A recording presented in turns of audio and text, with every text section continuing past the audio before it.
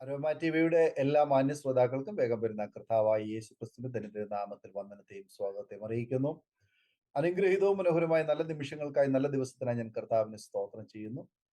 ഇന്ന് നമ്മൾ ക്ഷണം സ്വീകരിച്ച് നമ്മോടൊപ്പം ജോയിൻ ചെയ്തിരിക്കുന്നത് സിസ്റ്റർ സോഫിയാമ്മ ആണ്. തന്റെ ജീവിതാനുഭവം നമുക്ക് അവർക്ക് ശ്രദ്ധയോടെ പ്രാർത്ഥനയോട് സ്കിപ്പ് ചെയ്യാതെ അവസാനം വരെ കാണുകയും കേൾക്കുകയും ചെയ്യാം.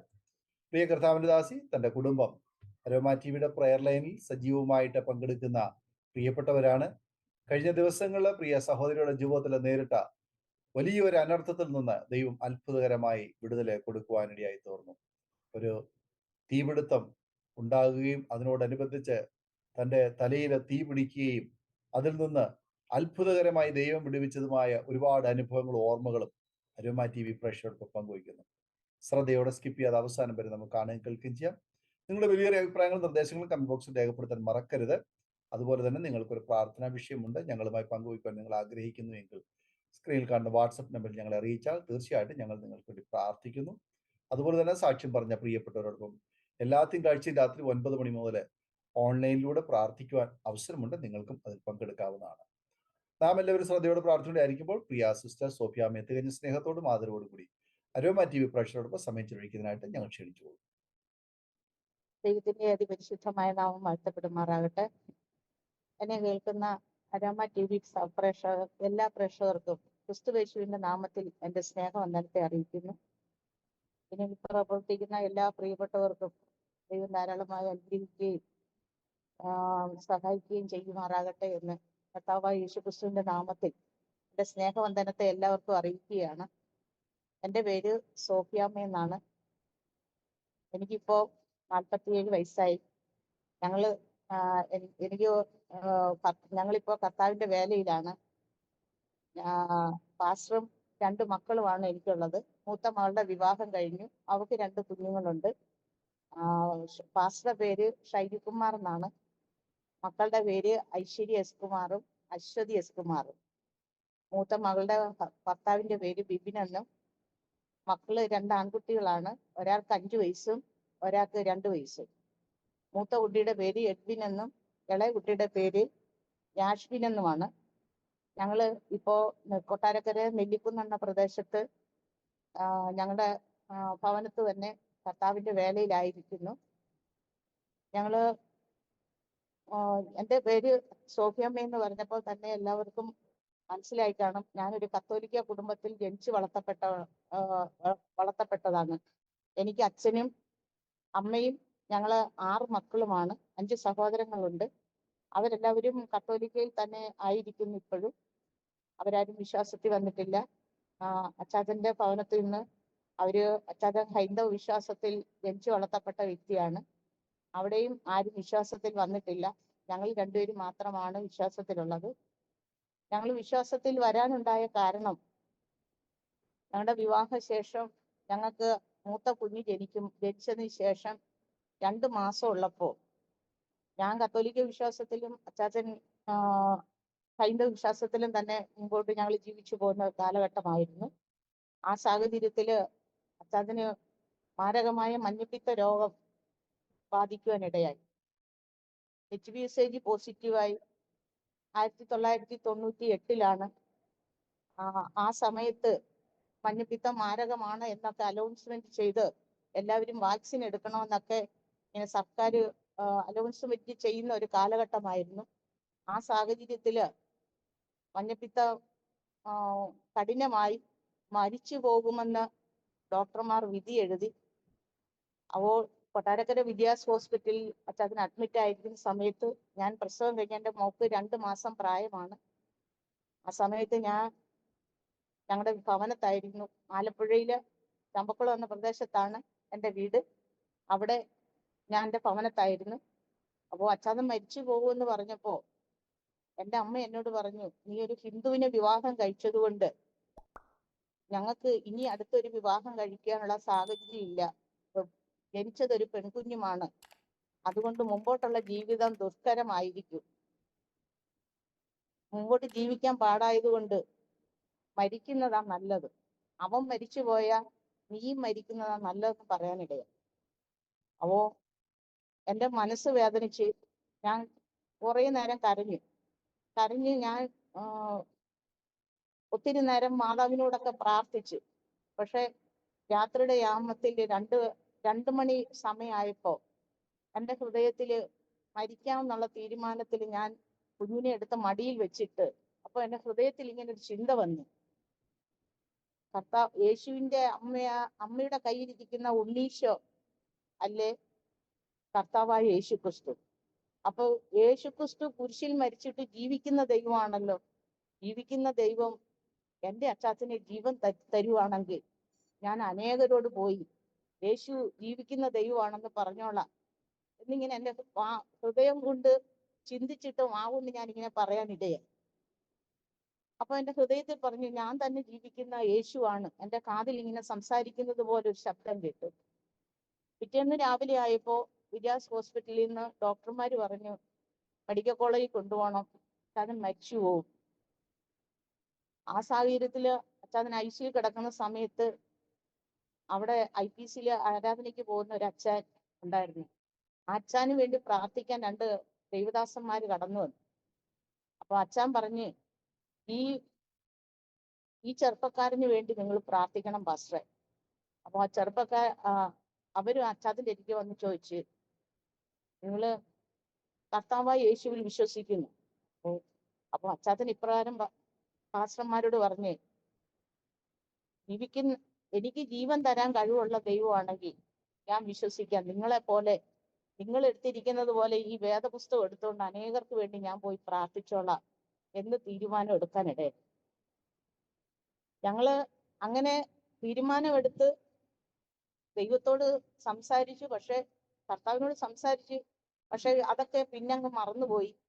അച്ഛാദിന് മെഡിക്കൽ കോളേജിൽ കൊണ്ടുപോയി. അച്ഛാദിന് രോഗം സുഖമായി, മഞ്ഞപ്പിത്തം കുറഞ്ഞ് വീട്ടിൽ വന്നതിന് ശേഷം ഞാൻ കൊട്ടാരക്കര ഭവനത്ത് വന്ന് ഞങ്ങളിങ്ങനെ അവിടെ അച്ഛാദിന്റെ വീടെന്ന് പറയുമ്പോൾ അവര് പൂജയും കർമ്മങ്ങളും മന്ത്രവാദവും ഒക്കെ ഉള്ള ഒരു വീടാണ്. ആ വീട്ടില് പൂജാമുറിയിൽ വിളക്ക് കത്തിക്കും, അതുപോലെ തന്നെ തുളസിത്തറ വിളക്ക് കത്തിക്കും. ഞാൻ ഒരു വേദപുസ്തകം എടുത്തു വെച്ചിട്ട് അതിന്റെ മുമ്പിലും വിളക്ക് കത്തിച്ച് ഞങ്ങൾ പ്രാർത്ഥിക്കും. ഞങ്ങൾ സ്വർഗസ്വനായൊക്കെ ചൊല്ലി ഇങ്ങനെ പ്രാർത്ഥിക്കുമ്പോൾ അതിങ്ങനെ കുറച്ച് ദിവസങ്ങൾ കഴിഞ്ഞു പോയപ്പോൾ ഞങ്ങളുടെ അച്ഛൻ പറഞ്ഞു, മക്കളെ, ഇത് നമുക്ക് ശരിയാകത്തില്ല, ഇവിടെ 2 പ്രാർത്ഥന വേണ്ട, നിങ്ങൾ ഇവിടെ നിന്ന് മാറി താമസിക്കണം.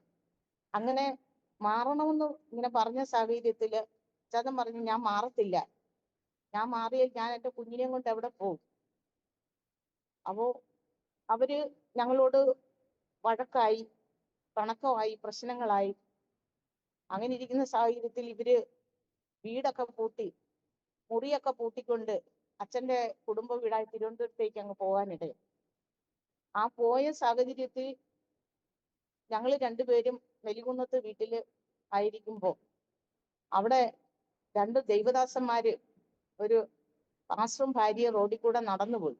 അപ്പോ അവരെ വിളിച്ചിട്ട് അച്ഛാദിന് ഇപ്രകാരം പറയാനിടയായി, ദൈവദാസനെ, എനിക്ക് വേണ്ടി ഒന്ന് പ്രാർത്ഥിക്കണം, ഞങ്ങളിപ്പോ വളരെ കഷ്ടത്തിലാണ്, ഞങ്ങൾക്ക് വേണ്ടി ഒന്ന് പ്രാർത്ഥിക്കണേ എന്ന് പറഞ്ഞു. അപ്പൊ ആ ദൈവദാസൻ കയറി വീട്ടിൽ വന്ന് പ്രാർത്ഥിക്കാനിടയായി. ആ ദേവദാസൻ പ്രാർത്ഥിച്ച് അച്ചാച്ചന്റെ തലയിൽ കഴിച്ച് ഇപ്രകാരം പറഞ്ഞു, നീ മരിക്കാൻ തക്കവണ്ണം നിന്റെ ശരീരത്തെ രക്തം ക്ലോട്ട് ചെയ്തിട്ട് നീ റോഡിൽ ഓടിയ ഒരു സാഹചര്യമുണ്ട്. നിന്റെ മരണ അവസ്ഥയിൽ നിന്ന് എന്റെ കരം എത്ര നിന്നെ വിടുവിച്ചത്? ഞാൻ നിനക്ക് ജീവൻ തന്നത് എന്റെ വേലയ്ക്ക് വേണ്ടിയാണ്. ഞാൻ നിങ്ങളെ രക്തം കൊണ്ട് മുദ്ര ചെയ്ത് വിളിച്ചു വേർതിരിച്ചിരിക്കുന്നു എന്ന് പറയാനിടയായി. പക്ഷെ ഞങ്ങൾക്ക് പെന്തക്കോസിന്റെ അനുഭവങ്ങളോ അല്ലെങ്കിൽ പെന്തക്കോസിന്റെ സാഹചര്യങ്ങളോ ഒന്നും ഞങ്ങൾക്ക് 2 പേർക്കും അറിയത്തില്ല. ഞങ്ങളുടെ നാട്ടിലെന്ന് പറഞ്ഞാൽ പെന്തക്കോസുകാരെ ഒരു ഭവനത്തിൽ കയറ്റുവോ പ്രാർത്ഥിപ്പിക്കുകയോ ഒന്നും ചെയ്യത്തില്ല. എല്ലാ കത്തോലിക്കക്കാരുടെ ഒരു കോട്ടയാണ്. കാരണം ചങ്ങനാശ്ശേരി അതിരൂപതയുടെ 1ാമത്തെ പള്ളിയായ ഫൊറോനപ്പള്ളി, ചമ്പക്കുളം ഫൊറോനപ്പള്ളിയാണ്. അതാണ് ഞങ്ങളുടെ ഇടവക. അപ്പൊ അവിടെ ഒരു പെന്തക്കോസുകാർ വന്ന് താമസിക്കുക അല്ലെങ്കിൽ പെന്തക്കോസുകാർ വന്ന് പ്രാർത്ഥിക്കുക അസാധ്യമായ കാര്യം. ഒരു വീട്ടിലും കയറ്റത്തില്ല. അപ്പോ അവര് സൂത്രം പറഞ്ഞ് സൂത്രത്തിൽ ജീവിക്കുന്നവരാണ്. അവരെ വീട്ടിൽ കയറ്റരുതെന്നാണ് ആ ദേശത്ത് പള്ളികളിലും ഭവനങ്ങളിലും പഠിപ്പിക്കുന്നത്. അതുകൊണ്ട് അവിടെങ്ങും പെന്തക്കോസുകാരില്ല. ഞങ്ങൾക്ക് ഈ പെന്തക്കോസിനെ കുറിച്ചുള്ള അനുഭവങ്ങളൊന്നും ഇല്ലാത്തത് കൊണ്ട് ആ ദേവദാസൻ പറഞ്ഞ് ഇപ്രകാരം പ്രാർത്ഥിച്ചിട്ട് പറയാനിടയായി. ഈ കു- ഈ ഈ വർഷത്തിന്റെ, അതായത് 1998 98-ാം വർഷത്തിന്റെ 9-ാം മാസം ആവുമ്പോ നിങ്ങൾ ഇവിടുന്ന് ഈ കുടുംബത്തു നിന്ന് മാറി ചെറിയൊരു വീട് വെക്കും. അപ്പോ മൂത്ത കുഞ്ഞിന് ഏകദേശം 7 മാസത്തോളമായി. അപ്പോ ഈ കുഞ്ഞിന് 1 വയസ്സാവുമ്പോ നിങ്ങൾ വിശ്വാസത്തിൽ വരാൻ ഇടയാവുമെന്ന്. അങ്ങനെ ഞങ്ങൾ അത് കേട്ട് മറന്നു. കർത്താവിനോട് പ്രാർത്ഥിക്കാൻ ഞങ്ങൾക്ക് അറിയത്തില്ല. ഞങ്ങള് അല്ലാതെ വിളക്ക് കത്തിക്കും, ഞങ്ങൾ സ്വർഗസ്വനായി ചെല്ലും. ഇങ്ങനെ ഞങ്ങൾ പ്രാർത്ഥിച്ചുകൊണ്ടിരിക്കുന്ന സാഹചര്യത്തില് ഞങ്ങളുടെ അച്ഛനും അമ്മയും വന്ന് പറഞ്ഞ്, നിങ്ങൾ താഴെ വസ്തു ഉണ്ടല്ലോ, നിങ്ങൾ താഴെ ഒരു ഭവനം പണിയണം, ഒരു ചെറിയ വീട് വെച്ച് നിങ്ങൾ അങ്ങ് മാറും, ഷെഡ് വെച്ച് മാറാൻ പറഞ്ഞു. ഞങ്ങള് അങ്ങനെ ഒരു ഷെഡ് വെച്ച് ഞങ്ങളുടെ വീട്ടിൽ നിന്നൊരു 5000 രൂപ കൊണ്ട് തന്ന് അത് കൊണ്ട് ഞങ്ങൾ ഒരു വീട് വെച്ച് മാറി താഴെ താമസം തുടങ്ങി. ഞങ്ങള് പഴയതുപോലെ യേശുവിന്റെ രൂപമൊക്കെ വെച്ച് ഞങ്ങൾ കൊന്ത ചൊല്ലി പ്രാർത്ഥിച്ചുകൊണ്ടിരുന്നത്. കൊന്ത ചൊല്ലി പ്രാർത്ഥിച്ചുകൊണ്ടിരുന്നപ്പോ ഒരു ദിവസം ആ വീടെന്ന് ഞങ്ങൾ വെച്ച വീടെന്ന് പറയുന്നത് മട്ട മരം മുറിച്ച് പലകയടിച്ച് ഓല കെട്ടിയ ചെറിയ ഷെഡ് വീടാണ്.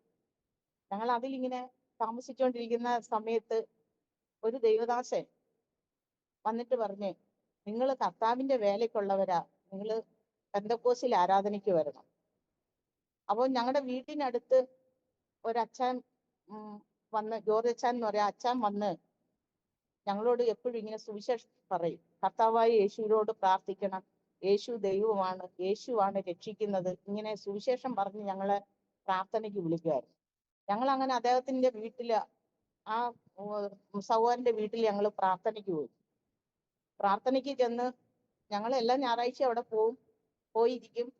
ഞങ്ങൾക്ക് ബൈബിളിനെ കുറിച്ചൊന്നും അറിയത്തില്ല. ഞങ്ങൾ അവിടെ പോയിരിക്കും, പ്രാർത്ഥന കൂടും, വരും. അങ്ങനെ ഇരിക്കുമ്പോ അവിടെ വേറൊരു ദൈവദാസൻ വന്ന് പ്രസംഗിക്കാനിടയായി. കർത്താവായ യേശുക്രിസ്തു ലോകത്തിൽ വന്നിട്ട് മാതൃക കാണിച്ച് പിതാവിന്റെയും പുത്രന്റെയും പരിശുദ്ധാത്മാവിന്റെയും നാമത്തിൽ സ്നാനപ്പെടണം. അപ്പോ ഞങ്ങൾ പ്രാർത്ഥനയ്ക്ക് പോകുന്ന ആ സഹോദരൻ യേശുവിന്റെ നാമത്തിൽ പ്രാർത്ഥിക്കുന്നവരാണ്. യേശുവിന്റെ നാമത്തിൽ അപ്പോ അവിടെ തർക്കമായി. അങ്ങനെ ഞങ്ങൾ അവിടുന്ന് പ്രാർത്ഥനയൊക്കെ മതിയാക്കി വീട്ടിൽ വന്നു. പിന്നെ ഞങ്ങൾ പറഞ്ഞ്, ഇതൊന്നും നമുക്ക് ശരിയാകത്തില്ല, നമുക്ക് സ്വർഗസ്വനായി ചെല്ലിയാൽ മതി. അങ്ങനെ ഞങ്ങൾ അങ്ങനെ പ്രാർത്ഥിച്ചു പോയിക്കൊണ്ടിരിക്കുന്ന സമയത്ത് ഞങ്ങൾ മെഴുകുതിരി കത്തിച്ച് പ്രാർത്ഥിക്കുമ്പോൾ ആ ഫോട്ടോയും മെഴുകുതിരി എല്ലാം ഒരുമിച്ച് അങ്ങ് കത്തിപ്പോവാനിടയായി. അപ്പൊ ഇതിലെന്തോ ഒരു കാരണം ഉണ്ടല്ലോ എന്ന് പറഞ്ഞ് ഞങ്ങള് ആ ദൈവദാസനെ ഞങ്ങള് വീണ്ടും കണ്ടപ്പോ ദൈവദാസൻ പറഞ്ഞു, സഹോദര, നിങ്ങളെ കുറിച്ച് ദൈവത്തിന് പദ്ധതിയുണ്ട്, നിങ്ങൾ കർത്താവിന്റെ സന്നിധി വരണം, നിങ്ങൾ പെന്തക്കോസിൽ ആരാധിക്കണം. ഞങ്ങൾ ചോദിച്ചു, അതിനെന്ത് ചെയ്യണം? നിങ്ങള് യേശുവിന്റെ നാമത്തിലല്ല, പത്രോസാണ് യേശുവിന്റെ നാമത്തിൽ സ്നാനപ്പെടണമെന്ന് പറഞ്ഞത്. എന്നാൽ കർത്താവായ യേശു ക്രിസ്തു മത്തായി സുവിശേഷം 28-ാം അധ്യായത്തിൽ പറയുന്നത്, പിതാവിന്റെയും ആകയാൽ നിങ്ങൾ പുറപ്പെട്ട് പിതാവിന്റെയും പുത്രന്റെയും പരിശുദ്ധാത്മാവിന്റെയും നാമത്തിൽ സ്നാനമേൽക്കുകയും നിങ്ങൾ ലോകത്തിന്റെ അറ്റത്തോളം എന്റെ സാക്ഷിയായി തീരുകയും ചെയ്യണമെന്നാണ് പറയുന്നതെന്ന് ഞങ്ങളെ പഠിപ്പിക്കാനിടയായി. അങ്ങനെ ഞങ്ങൾ സംശയം തീർക്കാൻ ആ സഹോദരന്റെ ചർച്ചിൽ യേശുനാമത്തിന്റെ അടൂരുള്ള സെൻട്രൽ പാസ്റ്ററിലേക്ക് ചെന്നപ്പോ പറഞ്ഞു, ഞങ്ങൾ പറയുന്നത് കേട്ടാൽ മതി, വിശുദ്ധമായിട്ടൊന്നും നിങ്ങൾ പഠിക്കണ്ട, നിങ്ങൾ വന്ന് പ്രാർത്ഥിച്ചാൽ മതിയെന്ന്. അങ്ങനെ ഞങ്ങൾ പോകാതെ കുറെ നാൾ ഇരുന്നതിന് ശേഷം ഈ അമ്പലപ്പുറത്ത് ഇന്റർനാഷണൽ പ്രയർ ചർച്ചിന്റെ പ്രസിഡന്റ് ആയിരിക്കുന്ന ദേവദാസൻ ഞങ്ങളുടെ ഭവനത്ത് വരാനിടയായി. ഭവനത്ത് വന്ന് പ്രാർത്ഥിച്ച് ആ ദേവദാസൻ പറഞ്ഞു, നിങ്ങൾ കർത്താവിന്റെ വേലയ്ക്ക് വേണ്ടിയുള്ളവരാണ്, നിങ്ങൾ ദൈവസന്നിധിയിൽ വരണം, നിങ്ങൾ ആരാധനയ്ക്ക് വരണം, നിങ്ങൾ പെന്തക്കോസിൽ ആരാധിക്കണം. അപ്പോൾ ആ ദേവദാസൻ ഇപ്രകാരം ഒരു ദൂത് പറയാനിടയായി, നിങ്ങൾ കർത്താവിന്റെ വേലയ്ക്ക് ഇറങ്ങും. അപ്പോൾ എൻ്റെ മോക്ക് 1 വയസ്സായി. നിങ്ങൾ കർത്താവിന്റെ വേലയ്ക്ക് ഇറങ്ങും, ഇവളുടെ 12-ാമത്തെ വയസ്സിൽ നിങ്ങൾ വേലയുടെ ആരംഭം കുറിക്കുമെന്ന് പറയാണ്ട്. അങ്ങനെ പ്രാർത്ഥനയില് അപ്പോൾ എനിക്ക് പ്രാർത്ഥിക്കണമെന്ന് ആഗ്രഹം തോന്നി. അങ്ങനെ ഞാൻ പ്രാർത്ഥിച്ചു തുടങ്ങിയപ്പോഴേ കർത്താവിന്റെ പരിശുദ്ധാത്മാവ് എന്റെ ഉള്ളത്തിൽ പരിവർത്തിക്കാൻ തുടങ്ങി. പാപത്തെക്കുറിച്ച്, നമ്മൾ ആരാധിക്കുന്ന ആരാധന ശരിയല്ലെന്നും വിഗ്രഹത്തെ ആരാധിക്കരുതെന്നും സത്യദൈവത്തെ ആരാധിക്കണമെന്നും ഹൃദയത്തിൽ ഇങ്ങനെ വാഞ്ച വന്നു. അങ്ങനെ വേദപുസ്തകം വായിച്ചു തുടങ്ങിയപ്പോ നമ്മുടെ ജീവിതത്തിൽ വന്ന പാപങ്ങളെ കുറിച്ചൊക്കെ തിരിച്ചറിയാൻ തുടങ്ങി. അങ്ങനെ ഞങ്ങൾ രണ്ടുപേരും ഇങ്ങനെ പ്രാർത്ഥനയ്ക്ക് പോകാൻ തീരുമാനിച്ചു. ആരാധനയ്ക്ക് പോകാൻ തുടങ്ങി. ഞങ്ങൾ 2021 6 മാസം 1998 ഞങ്ങൾ രക്ഷിക്കപ്പെട്ടുവെങ്കിലും ഞങ്ങൾ 2001 വർഷം 6 മാസം ഞങ്ങൾ സ്നാനപ്പെടാനിടയായി. ഞങ്ങൾ സ്നാനപ്പെട്ട് ആരാധനയ്ക്ക് പോയിക്കൊണ്ടിരിക്കുന്ന സമയത്ത്, ആരാധന എന്ന് പറയുമ്പോൾ ആരാധന എന്ന് പറഞ്ഞാൽ ഉപവാസ പ്രാർത്ഥനയ്ക്കും ആരാധനയ്ക്കും ഞങ്ങളെ തന്നെ മറന്ന്, കുടുംബം മറന്ന് ഞങ്ങൾ ആലയത്തിൽ പോയിരുന്ന് ശക്തിയോടെ ആരാധിച്ച് പ്രാർത്ഥിക്കും. ഞങ്ങളുടെ ആ ആരാധനയ്ക്ക് പോയി തുടങ്ങിയപ്പോ ഞങ്ങൾ സന്ധ്യയ്ക്ക് പാട്ട് പാടി ആരാധിക്കും. ഞങ്ങൾ പാട്ട് പാടി ആരാധിക്കുമ്പോ ദേശത്തുള്ളവരൊക്കെ പറയും, കാരണം ഈ കള്ള് ഷാപ്പ് പലകയടിച്ച് ഓലം മേഞ്ഞതാണ് കള്ള് ഷാപ്പ്. ഞങ്ങൾ പാടി ആരാധിക്കുമ്പോ ചുറ്റുവട്ടമുള്ളവർ പറയും, കാന്തനും സോഫിക്കും, അതായത് അച്ചാദന്റെ വീട്ടിലെ പേര് കാന്തൻ എന്നാണ്, കാന്തനും സോഫിക്കും കള്ളു കുടിച്ച് കിക്കായിട്ടുണ്ട്, അവർ അലറി വിളിക്കാൻ തുടങ്ങി. അങ്ങനെ ദേശത്ത് ഞങ്ങളെ കുറിച്ച് നിന്ദകളും പരിഹാസങ്ങളും തുടങ്ങി. കാരണം അച്ചാദന്റെ വീട്ടുകാരെന്ന് സംബന്ധിച്ച് അവര് മന്ത്രവാദവും പൂജയും കർമ്മങ്ങളും ഒക്കെ ആയിട്ട് ജീവിക്കുന്നവരാണ്. അച്ചാദന്റെ അച്ഛൻ ഗസറ്റ് ഓഫീസർ ആയിരുന്നു. അച്ചാദന്റെ അനിയൻ പട്ടാളക്കാരനാണ്. അച്ചാദന്റെ അനിയന്റെ ഭാര്യ ഇപ്പൊ എറണാകുളത്ത് ജഡ്ജിയാണ്. പിന്നെ അച്ചാദന്റെ ഒരു പെങ്ങളുണ്ട്. പെങ്ങളുടെ ഭർത്താവും പട്ടാളക്കാരനാണ്. എന്നാൽ അതിലൊക്കെ ഉപരിയായിട്ട് ഇവര് ഭവനത്തിനകത്ത്, ഞങ്ങൾ താമസിക്കുന്നതിന്റെ നേരെ അക്കരെ കാവാണ്, കുടുംബ കാവാണ്. അവിടെ വരുന്നവർക്കൊക്കെ കർമ്മം ചെയ്ത് കൊടുക്കാൻ, മന്ത്രം ചെയ്യാനും കല്യാണ പൂജയ്ക്കും അതുപോലെ വീടുകളിലുള്ള ശാപം അഴിക്കാനും കാവുകളില് കൊട്ടി ഓതി പാടാനും ഒക്കെ പോകുന്ന, മന്ത്രവാദം ചെയ്യുന്ന ഒരു ഭവനമാണ് ഞങ്ങളുടെ അച്ചാദന്റെ ഭവനം. ഞങ്ങൾ പ്രാർത്ഥനയ്ക്ക് പോയി തുടങ്ങിയപ്പോൾ അവിടെ നിന്ന് എതിര് തുടങ്ങി. ഞങ്ങളെ ആദ്യമൊക്കെ വഴക്ക് പറഞ്ഞെങ്കിലും ഞങ്ങള് കർത്താവിന്റെ സന്നിധിയിൽ ഇറങ്ങി തിരിച്ചതാണ്. ഇനി എന്ത് പ്രതിസന്ധി വന്നാലും പിന്നോട്ടില്ല എന്ന തീരുമാനത്തിൽ തന്നെ ഞങ്ങള് ആരാധനയ്ക്ക് പോവുകയും പ്രാർത്ഥിക്കാനും തുടങ്ങി. അപ്പോ ആ സാഹചര്യത്തില് ഞങ്ങളുടെ വീട്ടുകാർ ഞങ്ങളോട് എതിർക്കാൻ തുടങ്ങിയപ്പോ, ചുറ്റുവട്ടം ഞങ്ങളുടെ ബന്ധുക്കളാണ് താമസിക്കുന്നത്. അപ്പൊ ഇവരൊക്കെ ഞങ്ങളോട് മിണ്ടാതായി. അതായത് ദേശം മുഴുവൻ ഞങ്ങൾക്ക് എതിരായതുപോലെ ഞങ്ങളെ ഒറ്റപ്പെടുത്തി ഞങ്ങള് അത്രയും പ്രതിസന്ധിയുടെ മധ്യേ ഞങ്ങൾ നിൽക്കുമ്പോഴും ദൈവത്തെ ആരാധിക്കാനും പ്രാർത്ഥിക്കാനും പ്രാർത്ഥനയ്ക്ക് പോകാനും ഉപവസിക്കാനും ഒന്നും മടി കാണിക്കാതെ ഉത്സാഹത്തോടെ പോയിക്കൊണ്ടിരുന്നു. അപ്പൊ ഞങ്ങൾ പ്രാർത്ഥനയ്ക്കൊക്കെ പോയി വരുമ്പോ ഞങ്ങളുടെ വീട് വന്ന് ഒരേ മൂല അറ്റവും ഒക്കെ വന്ന് പൊളിച്ചിടും. ഞങ്ങൾ ആ ഓല മാറ്റി പിന്നെ ടാർ ഷീറ്റ് ഞങ്ങൾ പ്രാർത്ഥനയ്ക്കൊക്കെ പോയിട്ട് വരുമ്പോ ഇളക്കി ഇട്ടേക്കും. ഞങ്ങൾ പ്രാർത്ഥനയ്ക്ക് പോയി തുടങ്ങി സ്നാനപ്പെട്ടപ്പോ ഞങ്ങളുടെ വീട്ടുകാര് 3 പ്രാവശ്യം വന്ന് എന്നെ അടിച്ച്, നീ പെന്തക്കോസ്തിലായിരുന്നു, ഞങ്ങളുടെ മോനെ കൊണ്ടുപോയി, അവനെ കുളിപ്പിക്കാൻ നീ കൊണ്ടുപോയി, നീ പെന്തക്കോസ്തിലാക്കിയെന്ന് പറഞ്ഞ് 3 വട്ടം എന്നെ അടിച്ചു. എങ്കിലും അവരുടെ മുമ്പില് എതിർക്കാനോ അങ്ങനെയുള്ള പ്രശ്നങ്ങൾക്ക് നിൽക്കാതെ ഞങ്ങൾ ദൈവസന്നിധി പ്രാർത്ഥിക്കുകയും ആരാധിക്കുകയൊക്കെ ചെയ്യും. അപ്പൊ ഞങ്ങളെ 1998 നവംബർ മാസം 18 തീയതിയാണ് ഞങ്ങളുടെ വീട്ടിൽ ആദ്യമായിട്ട് പ്രാർത്ഥന വെക്കുന്നത്. ദൈവദാസൻ സഭയിൽ നിന്ന് വന്ന്, അന്ന് ഞങ്ങളുടെ സഭ കുഞ്ഞു സഭയാണ്, 4 കുടുംബമേ ഉള്ളൂ. ആ സഭയില് വിശ്വാസികൾ എല്ലാവരും കൂടെ വന്ന് പാടി ആരാധിക്കുന്ന സമയത്ത് ഞങ്ങളുടെ അച്ഛൻ ഇങ്ങനെ കൊടുവാളും കൊണ്ട് വന്ന് വാതിലിൽ നിൽക്കുക. ഞങ്ങളുടെ ചേച്ചി അമ്മയൊക്കെ അടുക്കള വാതിലിന്റെ അവിടെ നിൽക്കുക. ഒരു ഹാള് പോലെ ചെറിയൊരു ഷെഡാണ് ഞങ്ങളുടേത്. അപ്പോ അവിടെ ഇരുന്ന് ഞങ്ങൾ ആരാധിക്കുമ്പോ ഒരു കാരണവശാലും ഇവിടെ പ്രാർത്ഥിക്കാൻ സമ്മതിക്കുകയില്ല എന്ന് പറഞ്ഞ് ഞങ്ങളുടെ അച്ഛൻ കൊടുവാളും കൊണ്ട് വന്ന് ഇങ്ങനെ നിൽക്കുക. അപ്പൊ പാസ്റ്റർ പറഞ്ഞ് ആരും കണ്ണു തുറക്കണ്ട, എല്ലാവരും പാടി ആരാധിച്ചു. അങ്ങനെ പാസ്റ്റർ പാടി ആരാധിച്ചു പ്രാർത്ഥന നിർത്തിയപ്പോ ഞങ്ങളുടെ അച്ഛൻ ഞങ്ങളെ മണ്ണ് വാരിയിട്ട് ശപിച്ചിട്ട് പോയി. നീ ഇനി രക്ഷപ്പെടുകയല്ല, നീ നശിക്കത്തേ ഉള്ളെന്നൊക്കെ പറഞ്ഞ് ശപിച്ചിട്ട് പോവാനിടയായി. എങ്കിലും ഞങ്ങൾ അതൊന്നും കാര്യമാക്കിയില്ല. കാരണം കൂടാത്ത ശാപം ഫലിക്കുകയില്ലെന്ന് ദൈവവചനം ഞങ്ങൾക്ക് അല്ലെങ്കിൽ ഞങ്ങൾ വായിച്ചു മനസ്സിലാക്കാൻ ഇടയായത് കൊണ്ട് ഞങ്ങൾ അതിന് പ്രതികരിക്കാൻ നിന്നില്ല. പാസ്റ്റർ പറഞ്ഞു ഒരു കാര്യവും മിണ്ടരുത്, എതിർത്ത് പറയണ്ട എന്ന് പറഞ്ഞ് ഞങ്ങൾ അത് പ്രാർത്ഥനയോടെ മുമ്പോട്ട് പോയി. അങ്ങനെ ഇരിക്കുന്ന സാഹചര്യത്തിൽ ഞങ്ങളുടെ അമ്മ വന്ന് പറഞ്ഞ്, നിങ്ങൾ പെന്തക്കോസുകാരായതുകൊണ്ട് നിങ്ങൾ ഇനി ഞങ്ങളുടെ പറമ്പിലെ വെള്ളം കുടിക്കണ്ട എന്ന് പറഞ്ഞ് വീട്ടിലെ ജോലിക്കാരെയൊക്കെ വിളിച്ചുകൊണ്ട് വന്ന് ഞങ്ങളുടെ കിണറൊക്കെ അങ്ങ് വെട്ടി മൂടി. കിണറൊക്കെ വെട്ടി മൂടി. ഞങ്ങൾക്ക് വെള്ളമില്ല, ഞങ്ങൾക്ക് അവിടെ പ്രാർത്ഥിക്കാൻ സ്വാതന്ത്ര്യമില്ല. എങ്കിലും അവര് കൊല്ലത്തില്ലെന്ന് ഞങ്ങൾക്കറിയാം. എങ്കിലും അതുകൊണ്ട് ഞങ്ങൾ എന്ത് ചെയ്ത്, ഞങ്ങൾ അവിടെ പ്രാർത്ഥിക്കാൻ തുടങ്ങി, പ്രാർത്ഥനയ്ക്ക് പോകാൻ തുടങ്ങി. അങ്ങനെ ഇരിക്കുന്ന സാഹചര്യത്തില് അച്ചാച്ചൻ വന്ന് രക്ഷിക്കപ്പെട്ട് സ്നാനപ്പെട്ടുവെങ്കിലും വിശുദ്ധ ജീവിതത്തെ കുറിച്ചുള്ള ഗ്രാഹ്യം ഒന്നും നമുക്ക് അത്ര അറിയത്തില്ല. കാരണം ആ ഒരു സാഹചര്യത്തിൽ ജീവിച്ചു വന്നതുകൊണ്ട് നമുക്ക് ദൈവദാസന്മാര് പറയുമ്പോഴുള്ള ആ ഒരു വാഞ്ച ആഗ്രഹവും അങ്ങനെയുള്ള കാര്യങ്ങളിൽ ഇങ്ങനെ നീങ്ങിപ്പോ 2003 മൂത്ത മകള് അച്ഛാതൻ എന്നോട് ഞങ്ങള് തമ്മിൽ എന്തോ സംസാരിച്ച് ഇങ്ങനെ പിണങ്ങാനിടയായപ്പോ അച്ഛാതൻ എന്നോട് പറഞ്ഞ്, ഞാൻ ഇനി പെന്തക്കോസ്തിൽ ആരാധനയ്ക്ക് വരുന്നില്ല, ഞാൻ പഴയതുപോലെ ജീവിക്കാൻ പോവുക. അങ്ങനെ പറഞ്ഞപ്പോ പെട്ടെന്ന് എൻ്റെ മനസ്സില്, എൻ്റെ ഹൃദയത്തിൽ ഇങ്ങനെ എൻ്റെ വായിൽ വന്ന വാക്കെന്ന് പറയുന്നത്, ഞാനല്ല അച്ചാച്ചനെ വിളിച്ച ദൈവം വിശ്വസ്തനാ.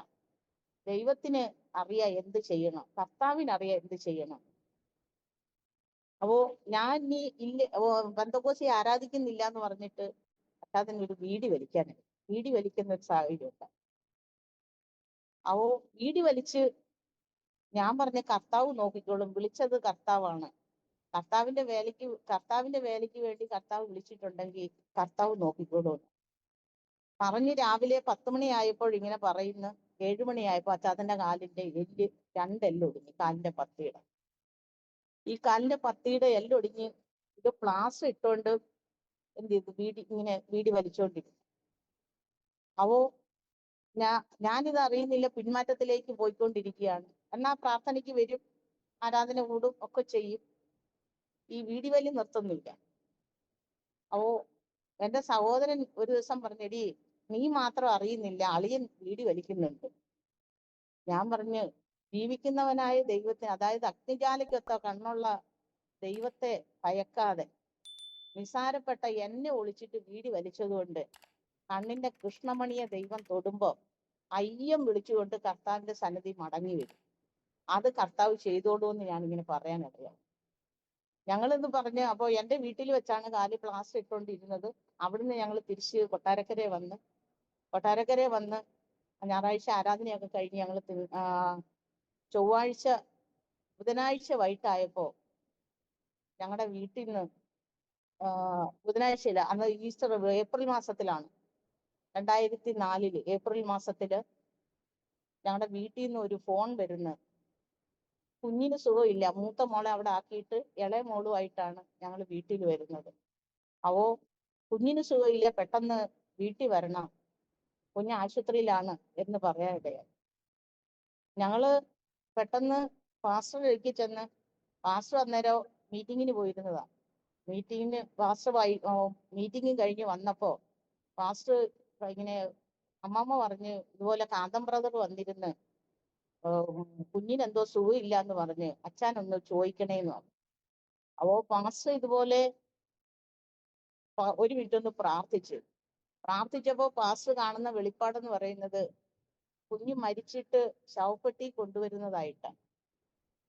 അപ്പോ പാസ്റ്റർ പെട്ടെന്ന് അവിടുത്തുള്ള അച്ചായന്റെ വണ്ടി വിളിച്ച്, ഒരു ജീപ്പ് വിളിച്ച് ഞങ്ങളുടെ വീട്ടിൽ വന്നു. അപ്പോ ഈ ഫോൺ വരുന്നത്, ഞങ്ങളുടെ കുടുംബത്തില് ഫോണുണ്ട്, അവിടെ ഫോൺ വന്നപ്പോ ഞങ്ങളുടെ അമ്മ പറഞ്ഞു, നിങ്ങൾ പള്ളിക്കാരായില്ലേ, കർത്താവിനോട് പറഞ്ഞാൽ മതി, ഞങ്ങളോട് പറയണ്ട എന്ന് പറഞ്ഞിട്ട് അവര് ഫോൺ പറഞ്ഞില്ല. അപ്പോൾ ഞങ്ങളുടെ വീടിനടുത്തുള്ള ഒരു നായര് കുടുംബത്തിലാണ് ഫോൺ വരുന്നത്. ആ പയ്യൻ നമ്മുടെ വീട്ടിൽ വന്ന് പറഞ്ഞിട്ടാണ് അച്ചാച്ചനെ കൂട്ടിക്കൊണ്ട് ചർച്ചിൽ പോകുന്നത്. അപ്പൊ ആ പയ്യൻ ആദ്യം ഒരു 750 രൂപ അച്ചാച്ചന്റെ കൈ കൊടുത്തു. അപ്പോ പാസ്റ്റർ വണ്ടി വിളിച്ചോണ്ട് വന്നിട്ട് ഞങ്ങളോട് പറഞ്ഞ്, കാന്തം ബ്രദറെ പെട്ടെന്ന് കൊട്ടാരക്കരയിൽ ഞാൻ കൊണ്ട് വിടാം, എന്താന്ന് വെച്ചാൽ നിങ്ങൾ ആശുപത്രി ചെന്നിട്ട് എന്നെ വിളിക്കും എന്ന് പറഞ്ഞു. ഞങ്ങളെ കൊട്ടാരക്കര ഏകദേശം 10 മണി, രാത്രി 10-10:30 ഞങ്ങൾ കൊട്ടാരക്കരയിൽ നിന്ന് കൊല്ലത്തോട്ടുള്ള ബസ്സിൽ കയറി. ഞങ്ങൾ കൊല്ലത്ത് ചെന്നപ്പോ രാത്രി 12 മണിയായി. അവിടെ നിന്നും അച്ഛൻ വീട് വലിച്ചുകൊണ്ടിരിക്കുക. ഞങ്ങള് മെഡിക്കൽ കോളേജിൽ ചെന്ന്, ആലപ്പുഴ മെഡിക്കൽ കോളേജിലാണ് കുഞ്ഞ് അഡ്മിറ്റ് ആയിരിക്കുന്നത്. മെഡിക്കൽ കോളേജിൽ ചെന്ന് ഞങ്ങൾ നോക്കുമ്പോ ഐസിയിലാണ് കുഞ്ഞ്. മൂത്ത മോളുടെ പേര് ഐശ്വര്യ എന്നാണ്. അവള് ഐസിയിൽ കിടക്കുക. കൊച്ചിനെ കണ്ടിട്ട് ഞങ്ങൾക്ക് മനസ്സിലായില്ല. കാരണം മൊത്തത്തിൽ നീര് വന്ന് വീങ്ങി, കണ്ണില്ല, മൂക്കില്ല, വായില്ല, എല്ലാം ഇങ്ങനെ ഒരു വര പോലെ മാത്രം കാണും. ശരീരം വീങ്ങിയിട്ട് ഇങ്ങനെ. അവിടെ ഒരു കയ്യില് ട്രിപ്പ് ഇട്ടിട്ടുണ്ട്, കാലില് ട്രിപ്പ് ഇട്ടിട്ടുണ്ട്, പിന്നെ ഒരു മൂക്കില് ഓക്സിജൻ കൊടുത്തിട്ടുണ്ട്, ഒരു മൂക്കില് ട്യൂബ് ഇട്ടിട്ട് വയറ്റിൽ നിന്ന് അഴുക്ക് പോകാൻ വേണ്ടി ട്യൂബ് ഇട്ടിട്ടുണ്ട്. കുഞ്ഞിനെ കണ്ടിട്ട് എന്ത് ചെയ്യണമെന്ന് ഞങ്ങൾക്ക് അറിയത്തില്ല. അപ്പോ ഡോക്ടർ വിളിച്ച് അച്ഛനോട് പറഞ്ഞ്, കുഞ്ഞ് മരിച്ചു പോകും, 2 മണിക്കൂർ സമയമാണ് ഞങ്ങൾ പറഞ്ഞിരിക്കുന്നത്, എന്ത് അസുഖമെന്ന് ഞങ്ങൾക്ക് അറിയത്തില്ല, അതുകൊണ്ട് നിങ്ങൾ അറിയിക്കാനുള്ളവരെ എല്ലാം അറിയിച്ചു എന്ന് പറഞ്ഞു.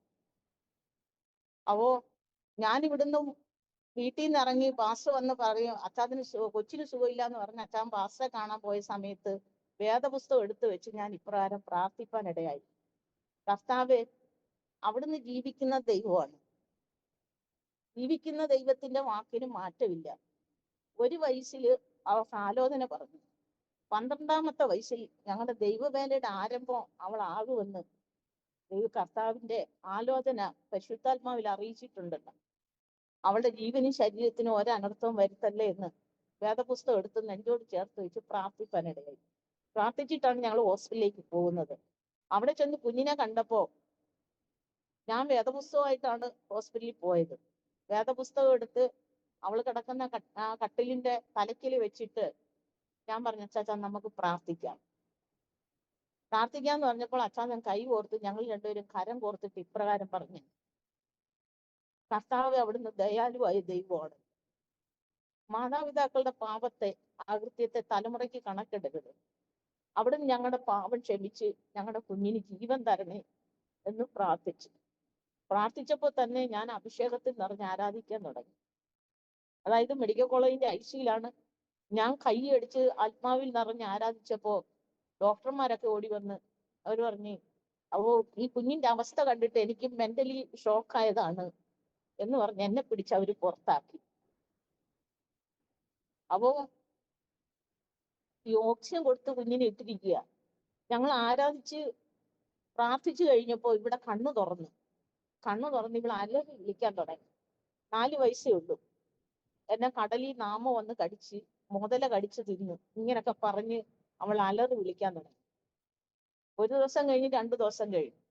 3ന്റെ അന്ന് അച്ഛൻ പറഞ്ഞു, മക്കളെ നീ ഒന്ന് കണ്ണടച്ച് ഉറങ്ങ്, ഇച്ചിരി നേരത്തേക്ക് മിണ്ടാതിരി, നീ അച്ഛാതിന് അടുത്തുണ്ട് എന്ന് പറഞ്ഞപ്പോ അവള് ചോദിച്ച്, അച്ചാച്ചൻ എവിടാ ഇരിക്കുന്നേ? അങ്ങ് കുഴിയിലാണോ? എനിക്ക് കണ്ണ് കാണാൻ പറ്റുന്നില്ല അച്ഛാ എന്നും പറഞ്ഞ് അവൾ അന്തരീക്ഷത്തിൽ ഇങ്ങനെ തപ്പാനിടയായി. അപ്പോൾ തന്നെ അച്ചാച്ചൻ എഴുന്നേറ്റ് ഡോക്ടറെ അടുത്ത് ചെന്ന് പറഞ്ഞു, അവൾക്ക് കണ്ണ് കാണത്തില്ല ഡോക്ടറെ, അവൾക്ക് എന്തോ പ്രശ്നമുണ്ട് എന്ന് പറയാനിടയായി. അപ്പൊ ഡോക്ടർ പെട്ടെന്ന് ന്യൂറോയുടെ സർജനെയും ഗ്യാസ്ട്രോളജിന്റെ സർജനെയും ഒക്കെ വിളിച്ചിട്ട് അവര് വന്ന് കുഞ്ഞിനെ പെട്ടെന്ന് എടുത്തോണ്ട് പോയി നട്ടല് വീശി വെള്ളം എടുത്തിട്ട് അവര് പരിശോധനയ്ക്ക് അയച്ചിട്ട് അവര് വന്ന് ഡോക്ടർ വന്ന് പറഞ്ഞു, പിറ്റേന്ന് രാവിലെ ആയപ്പോ പറഞ്ഞ്, കുഞ്ഞിന്റെ തലച്ചോറ് മുഴുവൻ പഴുത്തുപോയി, മെനിഞ്ചൈറ്റിസ് എന്ന രോഗമാണ്, അവളെ ഇനി ഒന്നും പറയാൻ പറ്റത്തില്ല, ഞങ്ങൾ 48 മണിക്കൂർ പറയാം, ജീവൻ കിട്ടിയാലും അവളെ കൊണ്ട് ഒരു പ്രയോജനം ഉണ്ടാകത്തില്ല, അവള് ഒന്നില്ലെങ്കിൽ കോമാ സ്റ്റേജിലായിരിക്കും, ഇല്ലെങ്കിൽ അവൾക്ക് ഷവറിങ് ആകും, ഇല്ലെങ്കിൽ അവള് കയ്യും കാലും തളർന്നവളായി തീരും, സംസാരശേഷിയോ കേൾവിയോ ഒക്കെ നഷ്ടപ്പെടാൻ സാധ്യതയുണ്ട്, അതുകൊണ്ട് നിങ്ങൾ പ്രാർത്ഥിക്ക് എന്ന് പറഞ്ഞ് ഡോക്ടർമാര് പറയാനിടയായി. ആ ഞങ്ങളുടെ ഞങ്ങള് കുഞ്ഞു കിടക്കുന്നതിന്റെ അപ്പുറം ഇപ്പുറം ബ്ലഡ് ക്യാൻസർ ഉള്ള കുഞ്ഞുങ്ങള്, കിഡ്നി ഫെയിലായ കുഞ്ഞുങ്ങള് ഒക്കെ മരിക്കുമ്പോ അച്ഛാതൻ ഈ ഓക്സിജൻ ഊരിയിട്ട് ഇവളെ എടുത്തോണ്ട് ഓടും, എന്റെ കുഞ്ഞ് മരിക്കല്ലേ എന്ന് പറയും. അങ്ങനെ 9 രാത്രിയില് 9 ദിവസം രാവും പകലും ഐസിയുവിന്റെ വാതിലില് കാലി പ്ലാസ്റ്റർ ഇട്ടുണ്ട്, ദൈവമേ എന്റെ കുഞ്ഞിന് ജീവൻ തരണേ, ഞാൻ ഇനി കർത്താവിന് വിട്ടു പോകത്തില്ല, ഞാൻ കർത്താവിന്റെ സന്നിധി നിന്നോളാം എന്ന് നിലവിളിച്ച് ദൈവത്തോട് ഏറ്റു പറഞ്ഞു, കരഞ്ഞ് നിലവിളിക്കാനായി. ഇനി ഞാൻ ഒരിക്കലും കർത്താവിന്റെ സന്നിധി തെറ്റിപ്പോകത്തില്ല എന്ന് പറഞ്ഞ് നിലവിളിച്ച് കർത്താവിലേക്ക് മടങ്ങി വന്നു. 12ാമത്തെ ദിവസമായപ്പോ ഡോക്ടർ അവളെ വന്ന് നോക്കിയിട്ട്, ന്യൂറോയുടെ ഡോക്ടർ വന്ന് ചോദിച്ച്, മോളെ ഒരു വിരൽ കാണിച്ചിട്ട് ഇത് എത്രയാന്ന് ചോദിച്ചു. അത് 1 ഡോക്ടർ എന്ന് പറഞ്ഞു. അപ്പം ഡോക്ടർ പറഞ്ഞു അവിടെ കാഴ്ച തിരിച്ചു കിട്ടിയിട്ടുണ്ട്. ഓ ഇവള് വയറൊക്കെ വീങ്ങി, കരള് വീങ്ങി, ഷുഗർ തീർന്ന്, പ്രഷർ തീർന്നു, യൂറിൻ പോകാതായി. യൂറിൻ ട്യൂബ് ഇടാൻ വേണ്ടിയിട്ട് ഡോക്ടർ വന്ന് ഇവിടെ വയറ്റിൽ അമക്കിയപ്പോ ഇപ്പോൾ അയ്യോ എന്ന് നിലവിളിച്ചപ്പോ ഞാൻ അവിടെ അടുക്കെ നിന്നു. പെട്ടെന്ന് എന്റെ എനിക്ക് സങ്കടം വന്ന് ഞാൻ പറഞ്ഞു, കർത്താവേ അവിടുന്ന് തരുന്നെങ്കിൽ ജീവനും ശരീരത്തിനും ഒരനർത്ഥവും വരുത്താതെ നല്ലതാക്കി തന്നാൽ മതി, ഇല്ലെങ്കിൽ കർത്താവിന്റെ വാക്കിൽ ഞങ്ങൾ ഒന്നും പറയത്തില്ല, കർത്താവ് തിരിച്ചെടുത്തോളാം. അങ്ങനെ പ്രാർത്ഥിച്ച് എന്തായാലും 12 ദിവസം കഴിഞ്ഞപ്പോ അവളെ ഐസിയുവിൽ നിന്നും മാറ്റി, അവള് നോർമൽ സ്റ്റേജിലായി. 2004 അവൾക്ക് സുഖമില്ലാതാകുന്നത്. അപ്പൊ 2003 ഞങ്ങൾ ചർച്ചിൽ ഉപവാസം ഇരിക്കുമ്പോൾ 7 ദിവസം ഉപവാസ പ്രാർത്ഥന സമയത്ത് ഇടുക്കിയിൽ നിന്നൊരു ദൈവദാസൻ പ്രസംഗിക്കാൻ വേണ്ടി കടന്നു വന്നു. ആ ദൈവദാസൻ അച്ചാച്ചനോട് ഇങ്ങനെ ഒരു ആലോചന പറഞ്ഞ്, ഒരു 5 സെന്റ് വസ്തു, ഒരു വീടും നിനക്ക് കർത്താവ് തരാൻ പോവാന്ന്. അപ്പോ അച്ചാച്ചൻ ഇപ്രകാരം പറഞ്ഞ്, എനിക്ക് വീട് തരാൻ, ഞാൻ CPM-ലെ പ്രവർത്തകനായിരുന്നു, ഞാനിപ്പോ പാർട്ടി പ്രവർത്തകനല്ല, പിന്നെ ഞാൻ ക്രിസ്ത്യാനി ആയതുകൊണ്ട് എനിക്ക് സർക്കാരിന്റെ വീട് കിട്ടത്തില്ല. അപ്പൊ എനിക്ക് ആര് വീട് തരും, വസ്തു തരും? എനിക്ക് വസ്തു, എന്റെ ഭാര്യ വീട്ടുകാര് സമ്പന്നരല്ല. അപ്പൊ ഞാൻ പറഞ്ഞു, കർത്താവല്ലേ ആലോചന പറഞ്ഞു, നമുക്ക് കർത്താവ് തരുമെന്നല്ലേ, നമുക്ക് പ്രാർത്ഥിക്കാം. അങ്ങനെ ഇരിക്കുമ്പോ ഞങ്ങളുടെ ദൈവദാസൻ ഗൾഫില് മീറ്റിങ്ങിന് ചെന്നപ്പോ അവിടെ സഹോദരന്മാര് പറഞ്ഞ്, അവിടെ ചർച്ചിൽ പ്രസംഗിക്കാൻ ചെന്നപ്പോ ആ ചർച്ചിലുള്ള സഹോദരന്മാര് പറഞ്ഞു, പാസ്റ്ററെ ഞങ്ങൾ ഒരു പാവപ്പെട്ട സഹോദരന് വീട് വെച്ചു കൊടുക്കാൻ ആഗ്രഹിക്കുന്നു, പാസ്റ്റർ ചർച്ചിൽ ആരെങ്കിലും ഉണ്ടോ എന്ന് ചോദിച്ചു.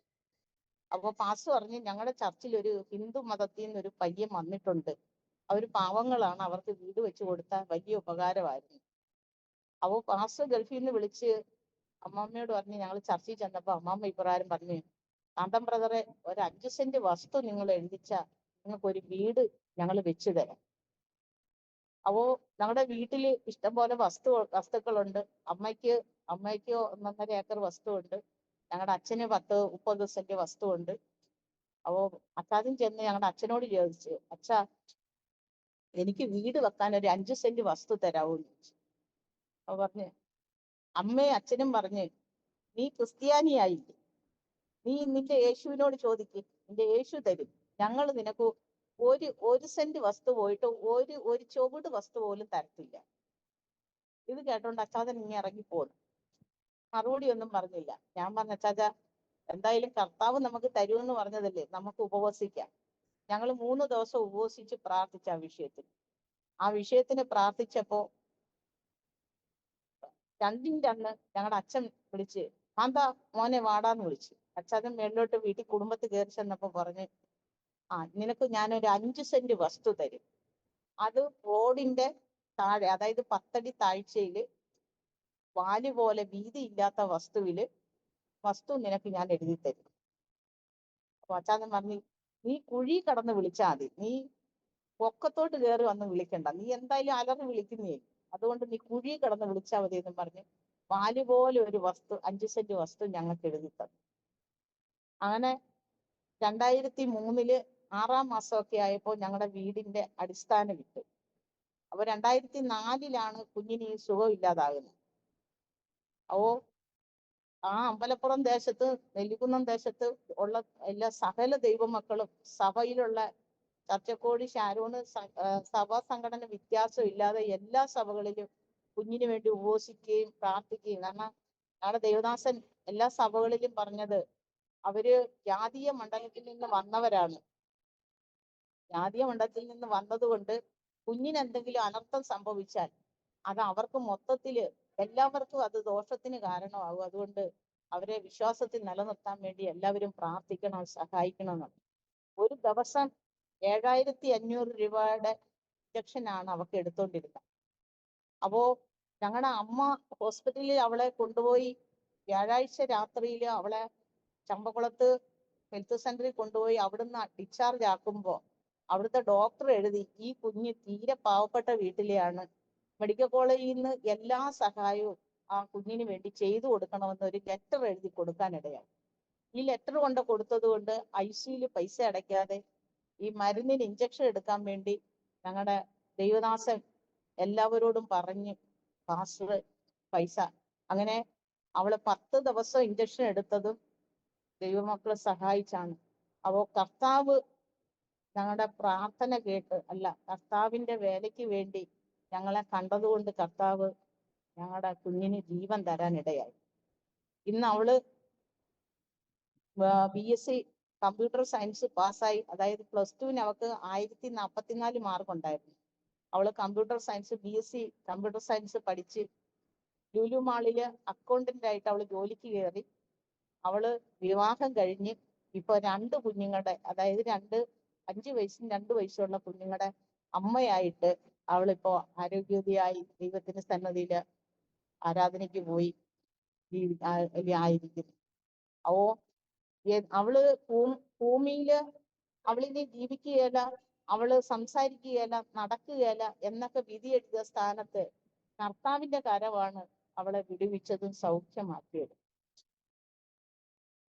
അങ്ങനെ 2003 ഞങ്ങൾക്ക് വീടിന്റെ അടിസ്ഥാനം ഇട്ടെങ്കിലും 1.5 വർഷത്തോളം ആ വീട് പണിയാതെ കിടന്നു. അപ്പോ ഞങ്ങളുടെ ദൈവദാസൻ ഞങ്ങൾക്ക് വീട് പണിക്ക് വേണ്ടി എല്ലാം റെഡിയാക്കി വെച്ചിട്ട് പാസ്റ്റർ അമേരിക്കക്ക് പോകാൻ റെഡിയായപ്പോ ഞങ്ങളിങ്ങനെ എല്ലാ ദിവസവും ഉപവസിച്ച് ഇങ്ങനെ പ്രാർത്ഥിക്കും, കർത്താവെ ഞങ്ങളുടെ ഭവനം പണിയണം, കർത്താവെ ഞങ്ങളുടെ ഭവനം പണിയണം, ഞങ്ങളുടെ ഭവനം പണിയണം എന്ന് ഇങ്ങനെ പ്രാർത്ഥിച്ചുകൊണ്ടിരുന്നു. അപ്പോ ദൈവദാസന് അവിടെ ഒരു ദൈവദാസൻ ആലോചന പറഞ്ഞു, പാസ്റ്ററെ വയലിന്റെ സൈഡില് ഒരു കുടുംബം ഇരുന്നുകൊണ്ട് കരയുന്നു, പാസ്റ്റർ ആർക്കെങ്കിലും വീട് വെച്ച് കൊടുക്കാന്ന് പറഞ്ഞിട്ടുണ്ടോ? അങ്ങനെയെങ്കിൽ പാസ്റ്റർ ആ വീടിന്റെ പണി പൂർത്തീകരിച്ച് കഴിയുമ്പോ പാസ്റ്റർക്ക് അമേരിക്കക്ക് പോകാൻ എല്ലാ കാര്യങ്ങളും റെഡിയാവും. അങ്ങനെ പാസ്റ്റർ നാട്ടിൽ വന്ന്, ഗൾഫിൽ നിന്ന് നാട്ടിൽ വന്ന് ഞങ്ങളുടെ വീടിന്റെ പണിയെല്ലാം പൂർത്തീകരിച്ച് 2005 ഫെബ്രുവരി മാസം ഞങ്ങളുടെ വീടിന്റെ പാലുകാച്ച് നടത്തി പാസ്റ്റർ അമേരിക്കക്ക് പോകാനിടയായി. അങ്ങനെ ഞങ്ങള് അപ്പോ എല്ലാവരും, എല്ലാ ദൈവദാസന്മാരും പറയും ദൈവവേലയ്ക്കുള്ളവരാണ്. അപ്പൊ അച്ചാച്ചന് ദൈവം ദർശനം കൊടുത്ത് പത്രോസിനെ പോലെ മീൻ പിടിക്കാൻ മലയും വള്ളവുമായിട്ട് പോകുന്നതായിട്ട് 7 ദിവസം ഉപവാസത്തില് അച്ചാച്ചന് ദൈവം ദർശനം കൊടുത്തു. അങ്ങനെ എനിക്ക് ദൈവം തന്ന ദർശനം എന്ന് പറയുന്നത്, എനിക്ക് 3 ദർശനം കർത്താവ് തന്നു. ഒന്നാമത്തെ ദർശനം, എനിക്ക് കുറെ വൈഡൂര്യ കല്ലുകൾ, നല്ല മുത്തുകൾ എൻ്റെ കയ്യിൽ തന്നിട്ട് ഒരു കിരീടവും തന്നു.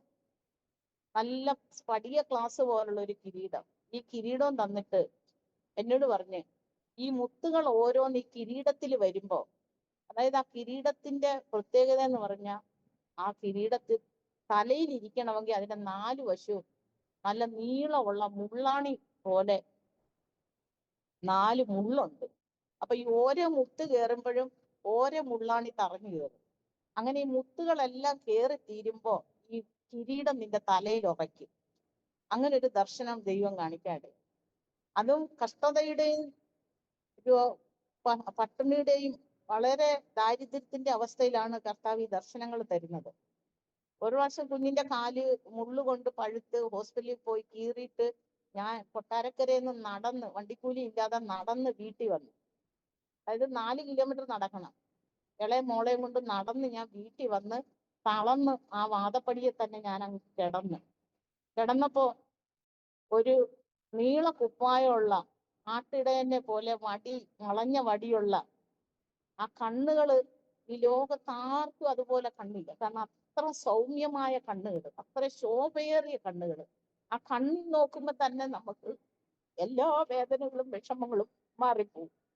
അതുപോലെ ആ സൗമ്യമായ കണ്ണുള്ള ഒരു ആട്ടിടയൻ വന്നിട്ട് കുറെ വാഴയില കെട്ട് എന്റെ കൈ തന്നിട്ട് പറഞ്ഞു, മോളെ നീ ക്ഷീണിച്ച് കിടക്കാതെ ഈ കെട്ടിയിട്ടിരിക്കുന്ന ആടുകൾക്കൊക്കെ ഇല വാരി ഇട്ട് കൊടുക്കണം. അതുപോലെ ഞങ്ങൾ പ്രാർത്ഥനയും കഴിഞ്ഞ് വീട്ടിൽ വന്നപ്പോ ഞങ്ങളുടെ ആ ഷെഡ് വീട്ടിനകത്ത്, കാരണം വയല് സൈഡാണ്, റബ്ബറും തോട്ടത്തിനകത്താണ്, ഇങ്ങനെ അടുത്തടുത്ത് വീടുകളൊന്നുമില്ല. ഈ ഷെഡിനകത്ത് പാമ്പുകൾ ഇഴഞ്ഞു കയറും, കരിന്തേള് വരും. അന്നത്തെ സമയത്ത് ഞങ്ങൾക്ക് സാമ്പത്തികം ഇല്ലാത്തതുകൊണ്ട് ഞങ്ങൾക്ക് മണ്ണെണ്ണ വാങ്ങിച്ച് വിളക്ക് എത്തിക്കാൻ പോലുള്ള സാഹചര്യം ഇല്ല. അങ്ങനെ ഈ കുഞ്ഞുങ്ങളെ കൊണ്ട് ഞാൻ പ്രാർത്ഥനയും കഴിഞ്ഞ് ഇറങ്ങി വീട്ടിൽ വന്ന് മെഴുകുതിരി പോലും കയ്യിലില്ല. ഞാൻ കുഞ്ഞുങ്ങളുടെ ഇരുട്ടത്തിരുന്നിങ്ങനെ വായ തപ്പിയിട്ട് ഭക്ഷണം വാരി കൊടുത്തിട്ട് ഒരു കമ്പിളി പോലത്തെ പുതപ്പുണ്ട്, അത് വിരിച്ചിട്ട് ഇതിന്റെ ഒരറ്റം കൊണ്ട് ഞങ്ങൾ 3 പേര് മൂടി കിടന്നുറങ്ങുക. അപ്പോ ഞങ്ങളുടെ ദൈവദാസൻ വിദേശത്ത് മീറ്റിങ്ങിന് പോയിരിക്കുന്നത് കൊണ്ട് അവിടെ അമ്മാമ്മയും കൊച്ചുങ്ങളും ഒറ്റയ്ക്ക് ഉള്ളത് കൊണ്ട് ഞങ്ങളുടെ അച്ചാച്ചനെയാണ് അവിടെ പാസ്റ്റർ ആക്കിയിട്ട് പോയിരിക്കുന്നത്.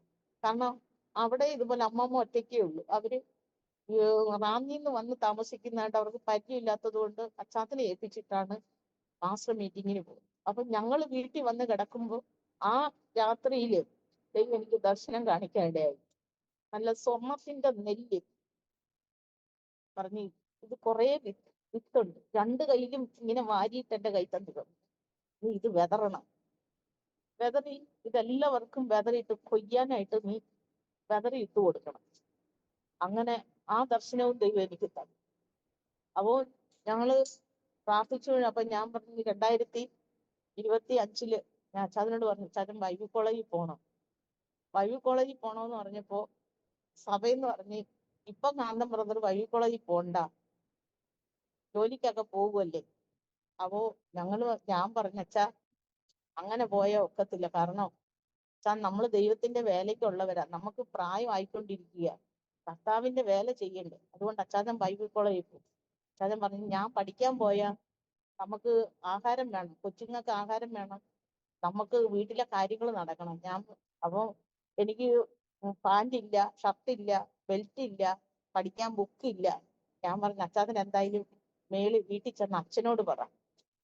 അപ്പൊ പഠിക്കാൻ പോകാനായതുകൊണ്ട് അച്ഛൻ എന്തെങ്കിലും വഴി ചെയ്യും.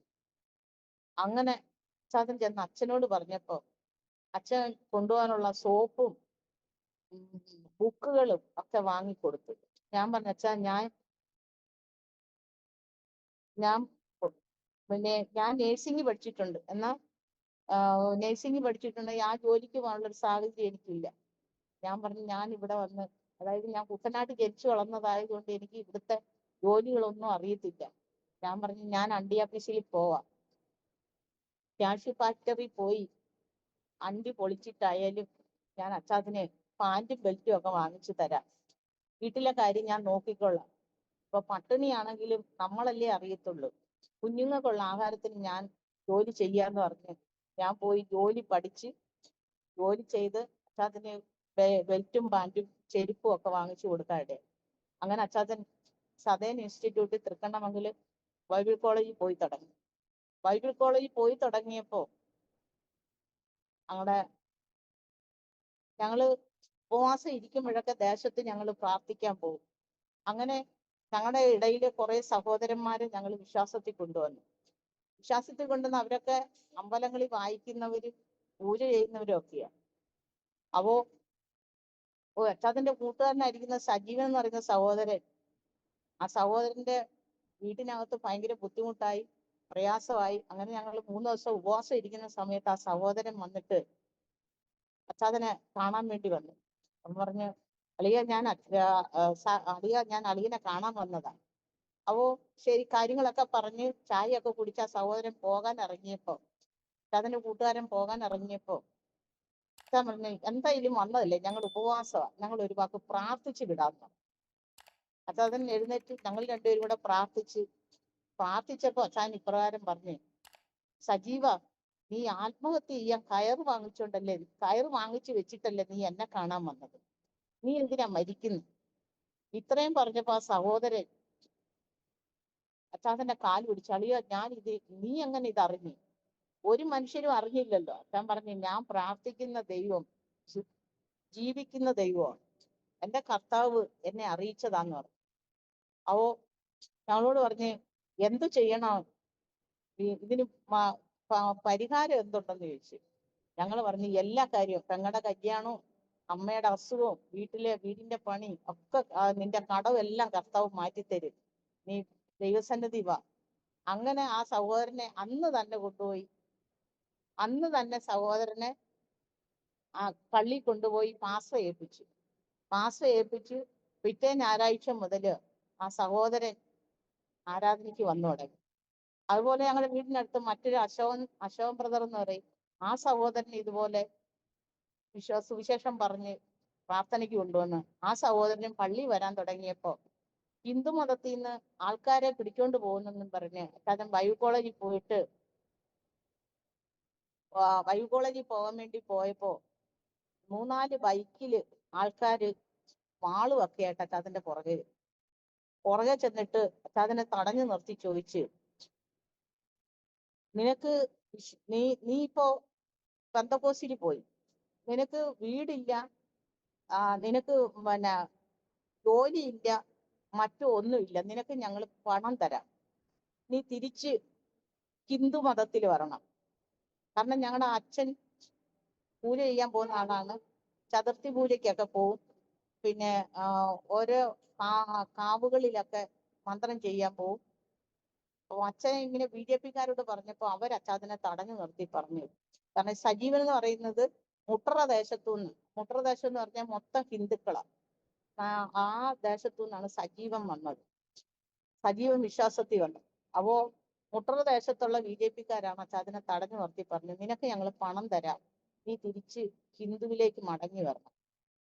അപ്പോ അച്ഛാതിന്റെ കൂടെ പഠിക്കുന്ന ഒരു സഹോദരൻ ബൈക്കിൽ വന്നിട്ട്, ഈ സഹോദരൻ പുറകിൽ നിന്ന് വന്നപ്പോ ഈ ബൈക്കുകാരുടെ കയ്യില് വാളിരിക്കുന്നത് കണ്ടോണ്ട് ആ സഹോദരൻ പറഞ്ഞു, കാന്തൻ ബ്രദറെ ബൈക്കിൽ പെട്ടെന്ന് കയറ് എന്ന് പറഞ്ഞ് അച്ഛാതിനെ കയറ്റി കൊണ്ടുപോകാനിടയായി. അങ്ങനെ ഞങ്ങള് വിശ്വാസത്തില് അതായത് ഹിന്ദുക്കളുടെ ഒരു നോട്ടപ്പുള്ളിയായി തീർന്നു. എന്നാലും ഞങ്ങൾ അച്ഛാതൻ ബൈബിൾ കോളേജിൽ പഠിച്ച് ഒരു വർഷം പഠിച്ചു കഴിഞ്ഞപ്പോ ആ സമയത്ത് ഞങ്ങളുടെ ചർച്ചയിൽ ഇരിക്കുന്ന ദേവദാസൻ ഞങ്ങളുടെ പ്രസിഡന്റ് പാസ്റ്ററോട് പറഞ്ഞു, കാന്തൻ ബ്രദർ ബൈബിള് പഠിച്ചു കഴിഞ്ഞാൽ നമ്മുടെ കയ്യിലൊന്നും നിക്കത്തില്ല, പുള്ളി വേറെ ലെവലാകും, അതുകൊണ്ട് സഹോദരന്മാരെല്ലാം ഇങ്ങനെ പോയാൽ നമുക്ക് ചർച്ചിൽ ആളില്ലാതാകും, അതുകൊണ്ട് നമുക്ക് സഹോദരനെ എന്തായാലും ദൈവവേലയ്ക്ക് ഇറങ്ങിയതല്ലേ, നമുക്ക് വടക്കേന്ത്യക്ക് പറഞ്ഞു വിടാം. അങ്ങനെ അച്ഛാതനെ വടക്കേന്ത്യയില് UP-യില് നേപ്പാളിന്റെ ബോർഡറിൽ ഡെങ്കിരി എന്ന സ്ഥലത്ത് അവിടെ ഒരു പാസ്റ്റർക്ക് ഒരു 10 ദൈവവേലക്കാരുണ്ട്, അവരെ നോക്കാനും അവരെ ലീഡ് ചെയ്യാൻ വേണ്ടി അച്ഛാതനെ പറഞ്ഞു. അവിടെ ചെന്ന് അച്ഛാതൻ ദൈവവേല ആയിരിക്കുമ്പോ അവിടെ കൂടെയുള്ള ദൈവദാസൻ പറയും, കാന്തൻ ബ്രദറെ, നമ്മള് അവിടെ നാട്ടിലിരുന്ന് ദേവദാസന്മാര് അവര് AC റൂമിൽ ഇരുന്നോണ്ട് പറയും, നിങ്ങള് അവിടെ വനത്തിൽ പോയി ഓരോ ഗാവുകള്, അതായത് ഓരോ കോളനികളിൽ പോയി സുവിശേഷം പറയണം. അതായത് ഇവിടുത്തെ സംബന്ധിച്ച് UP-യില് നേപ്പാളിന്റെ ബോർഡറില് തീവ്രവാദികളുള്ള സ്ഥലമാണ്, നമ്മൾ എന്തിനാ വെടികൊണ്ട് ചാവുന്നത്, അതുകൊണ്ട് നമുക്ക് റൂമിൽ ഇരുന്നിട്ട് അവര് വിളിക്കുമ്പോ ഞങ്ങള് സുവിശേഷ വേലയിലാന്ന് പറഞ്ഞാൽ മതി എന്ന് പറയണമെന്ന് പറഞ്ഞു. അപ്പൊ ഇത് 1 പ്രാവശ്യം ആവർത്തിച്ച്, 2 പ്രാവശ്യം ആവർത്തിച്ച്, 3 പ്രാവശ്യം ആവർത്തിച്ച്. അപ്പോ ആത്മാവിൽ ആരാധിക്കുന്നവര് ദൈവദാസന്മാരോട് കള്ളം പറയുന്നത് ശരിയാണോ എന്ന് ചിന്തിക്കാൻ തുടങ്ങി. അങ്ങനെ അച്ഛാതിന് പറഞ്ഞു, പാസ്റ്റർ ഇത് ശരിയാവത്തില്ല.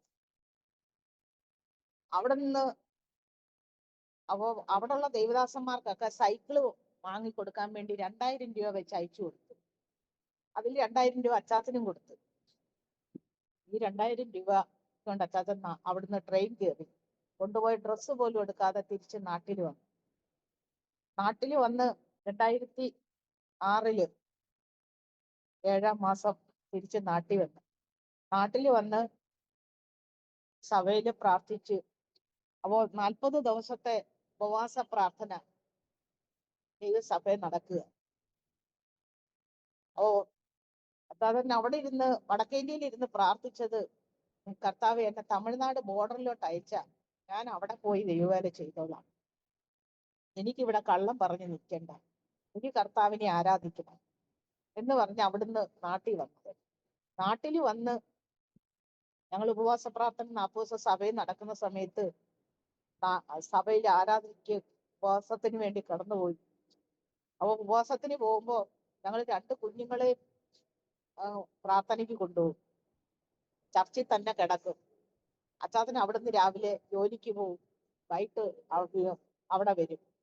അങ്ങനെ ചർച്ചിൽ തന്നെ കിടന്നാണ് ഞങ്ങൾ ഉപവസിക്കുന്നത്.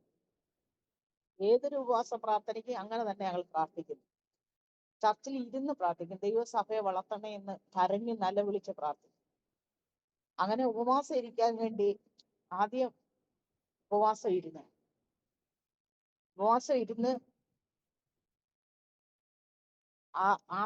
ഇരുന്ന് 40 ദിവസത്തെ ഉപവാസത്തിലെ ആദ്യ ഉപവാസം ഇരുന്ന് ഞങ്ങള് 10 ദിവസം ഉപവാസം ഇരുന്നപ്പോ മീറ്റിങ്ങിന് വന്ന ദേവദാസൻ എനിക്ക് ദൂത് പറഞ്ഞ്, 14-ാം തീയതി എന്നൊരു ദിവസം ഉണ്ടെങ്കിൽ നിന്നെ ലോകത്തു നിന്ന് പിശാച് മാറ്റിക്കളയും. ഒരു കാരണമില്ലാതെ അച്ചാച്ചന്റെ കയ്യിൽ ഒരു കുരിപ്പ് പോലെ വന്ന് കൈ പെട്ടെന്ന് നീരായി. ഞങ്ങൾ ഹോസ്പിറ്റലിൽ പോയി. ഹോസ്പിറ്റലിൽ ചെന്നപ്പോ എനിക്ക് പെട്ടെന്ന് വയറുവേദന വന്ന് നിൽക്കാൻ മേലാതെ ശക്തിയേറിയ വയറുവേദന വന്ന് ഗൈനക്കോളജിസ്റ്റിനെ കാണിച്ചപ്പോൾ ഡോക്ടർ പറഞ്ഞു, വയറ് മൊത്തം പഴുത്തിരിക്കുകയാണ്, ഇൻഫെക്ഷൻ ആയിപ്പോയി കുടലെല്ലാം, അതുകൊണ്ട് അഡ്മിറ്റ് ആകണം, ഇഞ്ചക്ഷൻ എടുക്കണമെന്ന്. ഞങ്ങൾ 7 ദിവസം ഹോസ്പിറ്റലിൽ അഡ്മിറ്റായി, ഇഞ്ചക്ഷൻ എടുത്ത് ഡിസ്ചാർജ് ആയി വീട്ടിൽ വന്നപ്പോഴും സഭയിൽ ഉപവാസം നടക്കുക. അപ്പോൾ ഞങ്ങൾ രണ്ടുപേരും തീരുമാനിച്ച് നമുക്ക് ദൈവസഭയിൽ 21 ദിവസം ഉപവസിക്കണം. അങ്ങനെ ഉപവാസത്തിന് ഞങ്ങൾ തീരുമാനിച്ച് ചർച്ചിൽ ചെന്ന് ഞങ്ങൾ 2 ദിവസം ഉപവസിച്ചപ്പോ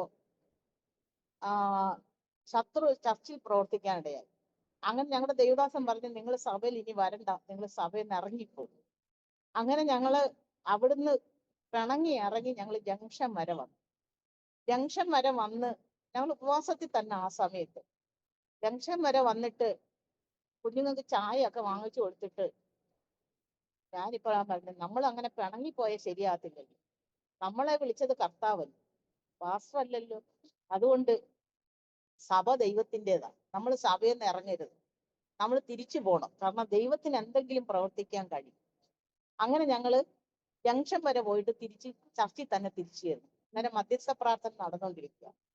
ഞങ്ങൾ പറഞ്ഞു, പാസ്റ്റർ എന്തെങ്കിലും ഞങ്ങളുടെ കയ്യിൽ നിന്ന് സംസാരത്തിലോ പ്രവൃത്തിയിലോ കുഴപ്പം വന്നിട്ടുണ്ടെങ്കിൽ ഞങ്ങളോട് ക്ഷമിക്കണം. അങ്ങനെ ഞങ്ങള് വീണ്ടും അവിടെ പ്രാർത്ഥനയ്ക്ക് ഇരുന്ന് പ്രാർത്ഥിച്ച് ഉപവാസം തുടങ്ങി.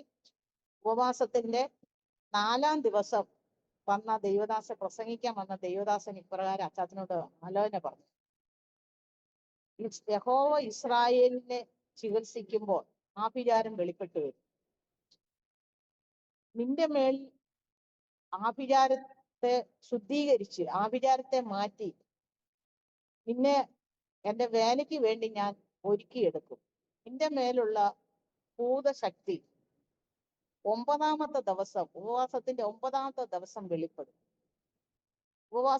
നിങ്ങളുടെ ഉപവാസത്തിന്റെ 18-ാമത്തെ ദിവസം അത് ദൈവദാസന്മാരുടെ മുമ്പിൽ സത്യം ചെയ്ത് വിട്ടുപോകും. നീ 2 ദിവസം ആഭിചാരം ഛർദിക്കും, എന്നാൽ ഇവിടുന്ന് ഇറങ്ങുമ്പോ കൃപ ഏറ്റെടുത്തുകൊണ്ട് വേണം നീ ഇറങ്ങാനെന്ന്. അങ്ങനെ ആലോചന കേട്ട് ഞങ്ങൾ ഉപവാസത്തിന്റെ 9-ാം ദിവസം ആയപ്പോ അച്ചാച്ചൻ ചർച്ചിൽ എഴയാൻ തുടങ്ങി എന്ന് പറഞ്ഞാൽ 2 കൈ ഇങ്ങനെ തലയിൽ വെച്ചിട്ട് തറയിൽ കൂടെ എഴയും. ആരാധന, അതായത് 40 അടി നീളമുള്ള ഹാളാണ്. ആ ഹാളിന്റെ ഫ്രണ്ടിൽ ഇരുന്നാണ് ആരാധിക്കുന്നത്. ഈ ആരാധന തുടങ്ങി പാട്ട് പാടി തുടങ്ങുമ്പോ സാധനം അവിടുന്ന് ഇഴഞ്ഞ് ബാക്ക് സൈഡിൽ പോയിട്ട് തിരിച്ചഴഞ്ഞ് ഫ്രണ്ടിൽ വരും. ആരാധന തീരുമ്പോ ഫ്രണ്ടിൽ വന്നിട്ട് എഴുന്നേറ്റിരിക്കും.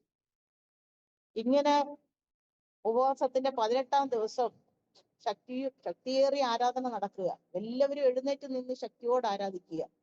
ആരാധിക്കുമ്പോ ഞാനിങ്ങനെ വെളിപ്പാട് കാണുക, എന്നെ 5 തലയുള്ള ഒരു പാമ്പ് ചുറ്റി വരിയുന്നു. എനിക്ക് ശ്വാസം കിട്ടുന്നില്ല. ഞാൻ കർത്താവിന്റെ സന്നിധി നിലവിളിച്ച്, കർത്താവേ, ജീവപര്യന്തം കർത്താവിന്റെ വേല ചെയ്തോളാം, എന്നെ ഇതിന്ന് വിടുവിക്കണേന്ന് ഞാൻ നിലവിളിച്ചു. ഒച്ചത്തിൽ നിലവിളിക്കുക.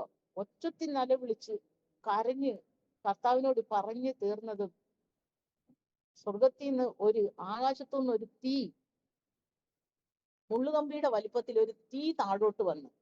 അപ്പോ ഞാൻ നിലവിളിച്ച് എന്നെ പാമ്പ് ചുറ്റിയായിട്ട് കണ്ട് നിലവിളിച്ച്. പക്ഷെ ആ തീ എൻ്റെ അരികെ വന്നില്ല. ഞാൻ തന്നെ പെട്ടെന്ന് കണ്ണു തുറന്നു നോക്കിയപ്പോ അന്നത്തെ മീറ്റിങ്ങില് 22 ദൈവദാസന്മാരുണ്ടായി. ഈ ദൈവദാസന്മാരെല്ലാവരും വട്ടം നിന്ന് ദൈവത്തെ ആരാധിക്കുക, ആത്മാവിൽ ദൈവത്തെ ആരാധിക്കുക. അതിന്റെ നടുക്ക് അച്ചാച്ചൻ ഇങ്ങനെ വീണ് കിടക്കുക എന്ന് പറഞ്ഞാൽ പാമ്പ് തലയെടുത്ത് കൈ ഇങ്ങനെ വെച്ച് പാമ്പ് തലയെടുത്ത് നിൽക്കുന്നത് പോലെ ഇങ്ങനെ കിടന്നുകൊണ്ട് പാമ്പ് ചീറ്റുന്നത് പോലെ ചീറ്റുക. ദൈവദാസന്മാരെല്ലാവരും ശക്തിയോടെ ആരാധിച്ച് 40 ദിവസം ഉപവാസം ഇരിക്കുന്ന ദൈവദാസൻ അച്ചാച്ചന്റെ വയറ്റിൽ കൈവച്ച് ദൈവദാസന്മാരെല്ലാം കരം നീട്ടി ആരാധിച്ച് ആ ഭൂതശക്തിയെ ശാസിപ്പാനിടയായി. അവോ അന്ന് പ്രസംഗിച്ച ദൈവദാസൻ പറഞ്ഞത് ഏകദേശം 42 ഭൂതങ്ങൾ അച്ചാച്ചന്റെ മേലുണ്ടായിരുന്നു. ഇത് വിട്ടുമാറിയതും അച്ചാച്ചൻ ഛർദ്ദിക്കാൻ തുടങ്ങി. 2 ദിവസം കുടല് വെളി വരുന്നത് പോലെ ഛർദ്ദിച്ചു. ആഭിചാര ക്രിയ ചെയ്തതും കൊടുത്തതും കഴിച്ചതും അവര് പോയി കഴിച്ചതും എല്ലാം ആ 2 ദിവസം ഛർദ്ദിച്ച് വെളി കളയാനിടയായി. അങ്ങനെ അന്ന് രാത്രിയില് ഈ ആഭിചാരം ഛർദ്ദിച്ചു കഴിഞ്ഞതിന്റെ ഉപവാസത്തിന്റെ 40 ദിവസം ഉപവാസത്തിന്റെ 38-ാമത്തെ രാത്രിയില് അച്ചാച്ചന് ദൈവം ദർശനം കൊടുത്തു. അതായത് ഞങ്ങളുടെ അച്ഛൻ സേവിച്ച് നിൽക്കുന്ന ഒരു ശക്തിയുണ്ട്, ഭിന്നവൈരവന്റെ ശക്തി. അത് ഒറ്റക്കണ്ണനാണ്. ഈ ഒറ്റക്കണ്ണൻ അമ്പലപ്പുറത്ത് ജംഗ്ഷനിൽ ഇട്ട് എന്നെ പിടിക്കുന്നു, എന്നെ ഉപദ്രവിക്കുക. അപ്പോ അച്ചാച്ചൻ ഇതിനെ കയറി പിടിച്ച് അച്ചാച്ചൻ പിടിക്കുന്ന കണ്ടുകൊണ്ട് വേറെയും ദേവദാസന്മാരെല്ലാരും കൂടെ വന്ന് പിടിച്ച് അതിനെ കസേരയിൽ ഇരുത്തി കെട്ടി, എന്നിട്ട് ഒരു വാള് കൊടുത്തിട്ട് പറഞ്ഞു, നീ ഇതിനെ വെട്ടും. അപ്പൊ അച്ചാച്ചൻ പറഞ്ഞു, ചോര ചീറ്റും, അതുകൊണ്ട് എനിക്ക് വെട്ടാൻ പേടിയ. ആ വാള് അങ്ങനെ ഉപവാസം കഴിഞ്ഞിട്ട് ഞങ്ങള് ഉപവാസ പ്രാർത്ഥന കഴിഞ്ഞ് ചർച്ചിൽ നിന്ന് വീട്ടിൽ വന്നിട്ട് ഞങ്ങള് തിരുവനന്തപുരത്ത് നെയ്യാറ്റിൻകരയില് കുന്നത്തുകാല് പഞ്ചായത്തില് ചെറിയല്ല എന്ന ദേശത്ത് പോയി ഒരു വീടെടുത്തു. ഏകദേശം അവിടെ 9 ചർച്ചുകളുണ്ട്. പെന്തക്കോസ്ത് ചർച്ച് ഉൾപ്പെടെ 9 ചർച്ചുകളുണ്ട്. സിയോൺ സംഘത്തിന്റെ ചർച്ചുണ്ട്, IPCയുടെ ചർച്ചുണ്ട്, AGയുടെ ചർച്ചുണ്ട്, അതുപോലെ CSI ചർച്ചുണ്ട്, കത്തോലിക്ക ചർച്ചുണ്ട്. ഇങ്ങനെ ഏകദേശം 9 ചർച്ചുകളുടെ നടുക്ക് ഞങ്ങൾ പോയൊരു വീടെടുത്ത് അവിടെ ചെന്ന് ഞങ്ങള് ഏകദേശം ഒരു 4 കസേരയും 2 പായും 2-3 കലവും 2 കുഞ്ഞുങ്ങളുമായിട്ട് ഞങ്ങൾ ഇവിടുന്ന് ട്രെയിൻ കയറി അവിടെ പാറശാലയിൽ ചെന്ന് ഞങ്ങൾ അവിടെ ദൈവവേലയ്ക്ക് വേണ്ടി ആരംഭം തുടങ്ങി. അവിടെ ഒരു വീടെടുത്ത് അവിടെ ആരാധിച്ചു തുടങ്ങിയപ്പോ അന്ന് വരെ ഞങ്ങൾക്ക് ഉണ്ടായിരുന്ന പ്രതികൂലം അക്രൈസ്തവരുടെ ഇടയിൽ നിന്നായിരുന്നു. എന്നാൽ ഞങ്ങൾ ദൈവവേലയിൽ ഇറങ്ങിയപ്പോ ഞങ്ങൾക്ക് പ്രതികൂലമായത് മൊത്തം പെന്തക്കോസ്തുകാര്. കാരണം ആ ദേശത്തുള്ള പെന്തക്കോസ്തുകാര് പാസ്റ്റർമാര് ചർച്ചിൽ പറഞ്ഞ്, ഒരുത്തൻ ഇവിടെ വന്ന് താമസിക്കുന്നുണ്ട്, അവനെ നിങ്ങൾ വീട്ടിൽ കയറ്റരുത്, അവനോട് മിണ്ടരുത്, അവനോട് സംസാരിക്കരുത്. കാരണം സഭയെന്ന് ആത്മാക്കളെ പിടിച്ചിട്ട് അവൻ സഭയുണ്ടാക്കാൻ വേണ്ടി വന്നതാണ്. അപ്പോ കർത്താവിന്റെ സന്നിധിയിൽ നമ്മള് കർത്താവിന്റെ വേലയ്ക്ക് വേണ്ടി ഇറങ്ങി. അപ്പൊ ഇങ്ങനെ ഒരു പ്രതികൂലം നമുക്ക് പെന്തക്കോസ്തുകാരുടെ ഇടയിൽ നിന്ന് തന്നെ വന്നപ്പോ അവിടെയുള്ള ദൈവദാസന്മാര് പോലും കൈ തരാതെ മാറി തിരിഞ്ഞു വെക്കളെ, ആരും മിണ്ടത്തില്ല. അവിടെ ചെന്ന് ദൈവവേല ആരംഭിച്ച് വീടെടുത്ത് ആരാധന തുടങ്ങി. ഏകദേശം ഒരു 9 മാസം വരെ ഒരു വ്യക്തികൾ പോലും ഞങ്ങളുടെ കൂട്ടത്തിൽ ആരാധിക്കാൻ വന്നില്ല. അവസാനം ഞങ്ങള് ആ ദേശത്ത് നിന്ന് പോകാം, ഇവിടെ ദൈവവേല വേണ്ട, തിരിച്ച് നാട്ടിൽ പോവുക, അല്ലെങ്കിൽ വേറെ എവിടോട്ടെങ്കിലും മാറിപ്പോകാം എന്ന് പറഞ്ഞ് ഞങ്ങളെല്ലാം വാരിക്കെട്ടി വീടിന്റെ അഡ്വാൻസ് തിരിച്ചു വാങ്ങിക്കാൻ വീട്ടുകാരോട് പറഞ്ഞ് ഞങ്ങൾ ഇങ്ങനെ ഇരുന്നിട്ട് എല്ലാം വാരി അടുക്കി എല്ലാം കെട്ടി വെച്ചിട്ട് ഞങ്ങൾ പറഞ്ഞു, നമുക്ക് എന്തായാലും ഇവിടെ വന്ന് പോവുമല്ലോ, നമ്മളൊരു ദേവദാസനെ വിളിച്ച് നമുക്കൊന്ന് പ്രാർത്ഥിക്കാം. ഞങ്ങൾ കോട്ടയത്തുള്ള ഒരു ഫിലിപ്പാസ്റ്റർ എന്ന് പറയുന്ന പാസ്റ്റർ ഞങ്ങൾ വിളിച്ചു. ആ ദൈവദാസനെ വിളിച്ച്, പാസ്റ്ററെ ഞങ്ങൾക്ക് വേണ്ടി ഒന്ന് പ്രാർത്ഥിക്കണമെന്ന് പറഞ്ഞപ്പോഴേ ആ ദൈവദാസൻ ഇങ്ങോട്ട് പറഞ്ഞു, ഇപ്പൊ നീ നിൽക്കുന്ന സ്ഥലത്ത് നിന്ന് നീ മാറിപ്പോകരുത്, നിന്നെ ഞാൻ കിഴക്കോട്ട് മാറ്റി ഉറപ്പിക്കും. നിനക്ക് അവിടെ ഒരു വേലയുണ്ട്, നിന്നെ ചിലത് പഠിപ്പിക്കാൻ വേണ്ടി നിന്നെ ഞാൻ അവിടെ കൊണ്ടുവന്നു എന്ന് ദൈവദാസൻ ഇങ്ങോട്ട് ആലോചന പറഞ്ഞു. ഞങ്ങള് പ്രാർത്ഥിക്കണമെന്ന് പറഞ്ഞപ്പോൾ തന്നെ ആ ദൈവദാസൻ ഇങ്ങോട്ട് ആലോചന പറഞ്ഞു. അവൻ ഞങ്ങള് ആ വീട്ടുകാർ കൊണ്ടുവന്ന് അഡ്വാൻസ് തിരിച്ച് അവരുടെ കയ്യിൽ തന്നെ കൊടുത്തിട്ട് പറഞ്ഞു, ഞങ്ങൾ ഇപ്പൊ പോകുന്നില്ല, ഞങ്ങൾ പിന്നെ പോകുന്നുള്ളൂ, 1 വർഷം കൂടെ കഴിഞ്ഞിട്ട് അഡ്വാൻസ് തന്നാ മതി എന്ന് പറഞ്ഞു. അങ്ങനെ ഞങ്ങള് അവിടെ തന്നെ ആരാധിക്കാൻ തുടങ്ങി. ആ ദേശത്ത് ഒരു സഹോദരന്റെ ഭാര്യ 7 മാസം ഗർഭിണിയാണ്. ഞങ്ങൾ ആ വീട്ടിൽ പോയി പ്രാർത്ഥിച്ചുകൊണ്ടിരുന്നപ്പോ ഈ സഹോദരി തലകറങ്ങി വീണ് ഞങ്ങൾ പ്രാർത്ഥിച്ചിട്ടൊക്കെ ഇനി പോന്ന്. പിറ്റേ ആഴ്ച ഞായറാഴ്ച രാവിലെ ആ സഹോദരനും ഭാര്യയും കൂടെ ഞങ്ങൾ താമസിക്കുന്ന വീട്ടിൽ വന്നിട്ട് ഞങ്ങളോട് പറഞ്ഞ്, പാസ്റ്റർ ഞങ്ങൾ ഇനി ഇവിടെ ആരാധിക്കുമ്പോ ഈ സഹോദരി തലകറങ്ങി വീഴും. എന്താണ് ഇതിന് കാരണമെന്ന് ഞങ്ങൾക്ക് അറിയത്തില്ല. കാരണം നമുക്ക് പെന്തക്കോസ്ത് പാരമ്പര്യം ഇല്ല, ശുശ്രൂഷയൊക്കെ നമ്മൾ മറ്റുള്ള പാസ്റ്റർമാർ ചെയ്യുന്ന കണ്ടിട്ടുണ്ടെങ്കിലും ആ ഒരു സാഹചര്യം നമുക്കറിയത്തില്ല. അച്ചാതൻ പ്രസംഗിക്കാൻ എഴുന്നേൽക്കുമ്പോ പ്രാർത്ഥനയ്ക്ക് വരുന്നവര് ഭൂതവിളവും, ഹല്ലേലൂയ പറയുമ്പം ഭൂതവിളവും, കണ്ണടച്ച് പ്രാർത്ഥിക്കാൻ തുടങ്ങുമ്പോൾ ഭൂതവിളവും, ആരാധനയ്ക്ക് ഇരിക്കുമ്പോ അനേക സഹോദരിമാര് ഭൂതവിളകി മറിയും. ഇത് എന്ത് പറഞ്ഞു വിടണമെന്ന് നമുക്കറിയത്തില്ല. അങ്ങനെ അച്ചാതൻ തിരിച്ച് 7 ദിവസം ചർച്ചില് സഭയുടെ എല്ലാം കൂടെ മാസയോഗ പ്രാർത്ഥനയിൽ വന്നപ്പോ അന്ന് അവിടെ വന്ന് പ്രസംഗിച്ച ദൈവദാസൻ പറഞ്ഞ്, നീ നിന്ന് യേശുവിന്റെ നാമത്തിൽ ഭൂതങ്ങൾ വിട്ടുപോട്ടെ എന്ന് പറഞ്ഞാ മതി, ഭൂതങ്ങൾ വിട്ടുപൊക്കോളും, നീ ഭൂതത്തെ കണ്ട് ഓടണ്ട, നിനക്ക് കർത്താവ് അധികാരം തന്നിട്ടുണ്ട് എന്ന് പറയാനിടയായി. അപ്പോഴാണ് കർത്താവിന്റെ അധികാര ശുശ്രൂഷ ദൈവം തന്നിട്ടുണ്ടെന്ന് തിരിച്ചറിയാനിടയായി. അങ്ങനെ ആ ദേശത്ത് ദൈവവേല ചെയ്ത് അവിടെ ദൈവവേല ചെയ്യുന്ന സാഹചര്യത്തില് ആദ്യം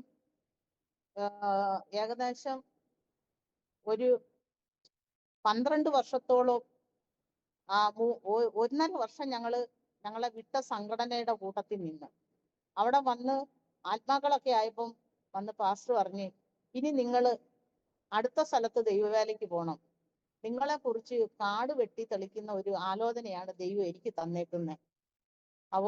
ഞങ്ങൾ കുഞ്ഞുങ്ങളെ കൊണ്ടുപോയി സ്കൂളിൽ ചേർത്ത്, കുഞ്ഞുങ്ങളാണ് അവര്, ഒരാള് 4-ലും ഒരാള് 2-ലും ഒരാള് 4-ലും. സ്കൂളിൽ ചേർത്തതേ ഉള്ളൂ. ഞങ്ങൾ പറഞ്ഞു, പാസ്റ്ററെ ഞങ്ങൾ സ്കൂളിൽ ചേർത്തതല്ലേ ഉള്ളൂ, ഇവിടെ വന്ന് വേല തുടങ്ങിയതല്ലേ ഉള്ളൂ. ഏകദേശം 19 കുടുംബത്തോളം ഞങ്ങൾക്ക് ആരാധനയ്ക്ക് വന്ന്. ഞങ്ങൾ അങ്ങനെയാണ്. അവിടെ സംഘടനയിൽ തന്നെ 2 ഷിഫ്റ്റ് ആയിട്ട് 2 സംഘടനയായി. തിരുവനന്തപുരം സെന്ററും കൊട്ടാരക്കരയും 2 ദൈവദാസന്മാരുടെ കീഴിലായി. ദൈവത്തിന്റെ ആലോചന ഞങ്ങൾക്ക് തന്നതെന്ന് പറഞ്ഞാൽ, നിങ്ങൾ ഈ 2 ദൈവദാസന്മാരുടെ കീഴിലും ഇല്ല, നിങ്ങളെ കുറിച്ച് ദൈവത്തിന് വേറെ പദ്ധതിയാണ്. അങ്ങനെ ഞങ്ങൾ ഏകദേശം 12 വർഷം ഒറ്റയ്ക്ക് നിന്ന് ദൈവവേല ചെയ്യാനിടയായി. കഷ്ടതയും പട്ടിണിയും ദാരിദ്ര്യം ആ സാഹചര്യത്തിലൊക്കെ എനിക്ക് ഒരു ഓപ്പറേഷൻ വന്നെന്ന് പറഞ്ഞാൽ യൂറിൻ നിൽക്കാതെയായി. അപ്പോൾ ഓപ്പറേഷൻ ചെയ്ത് വയറ്റില് അരിപ്പ, അതായത് ബ്ലാഡറിന് ഹെൽപ്പ് കൊടുക്കണമെന്ന് പറഞ്ഞ് അതിന് ഏകദേശം ഒരു 10-25,000 രൂപ ചെലവുണ്ട്. അച്ചാതൻ 3 ദിവസം ഉപവസിച്ച് അന്ന് ദൈവമേ സൗഖ്യം തരണേന്ന് പറഞ്ഞിരുന്നെങ്കിൽ കർത്താവ് വലിയ വിടുതൽ അയച്ചേനെ. ഞങ്ങൾ സൗഖ്യം ചോദിച്ചില്ല, കർത്താവ് ഓപ്പറേഷൻ ചെയ്യാനുള്ള പൈസ തരണേന്ന് പറഞ്ഞു. ഓപ്പറേഷൻ ചെയ്യാനുള്ള പൈസ തരണേന്ന് പറഞ്ഞാൽ കർത്താവ് ഓപ്പറേഷനുള്ള പൈസ തന്നു. പക്ഷെ അത് ശരീരത്തിനകത്ത് ഇപ്പോഴും ആ കമ്പി ഇങ്ങനെ ബ്ലാഡറിൽ താങ്ങ് കൊടുത്ത് വെച്ചിട്ടുണ്ട്. ആ ഒരു ഓപ്പറേഷൻ കഴിഞ്ഞ് അതിനോട് സംബന്ധിച്ച് 2008 ആ ഓപ്പറേഷൻ നടക്കുന്നത്. അതിനോട് സംബന്ധിച്ച് എൻ്റെ കുടലിൽ ഇൻഫെക്ഷനായി, കുടലൊക്കെ പുണ്ണായി. അങ്ങനെ മെഡിക്കൽ കോളേജിൽ കൊണ്ടുപോയി.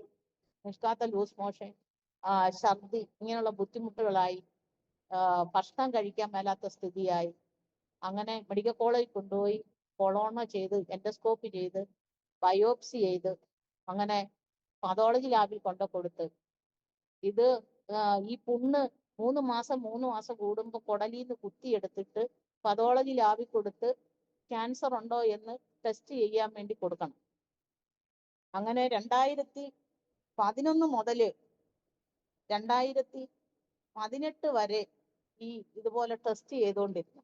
2018 അന്ന് ആ ഡോക്ടർ, കൊളോണ ചെയ്തുകൊണ്ടിരുന്ന ഡോക്ടർ ടിവിയിൽ ഇങ്ങനെ എൻ്റെ കുടൽ എന്നെ കാണിച്ചിട്ട് പറഞ്ഞ് എല്ലാ പുണ്ണും മാറി സാധാരണ കുടലായി തീർന്നു. അങ്ങനെ കർത്താവ് ആ രോഗത്തിലും സൗഖ്യം തരാനിടയായി.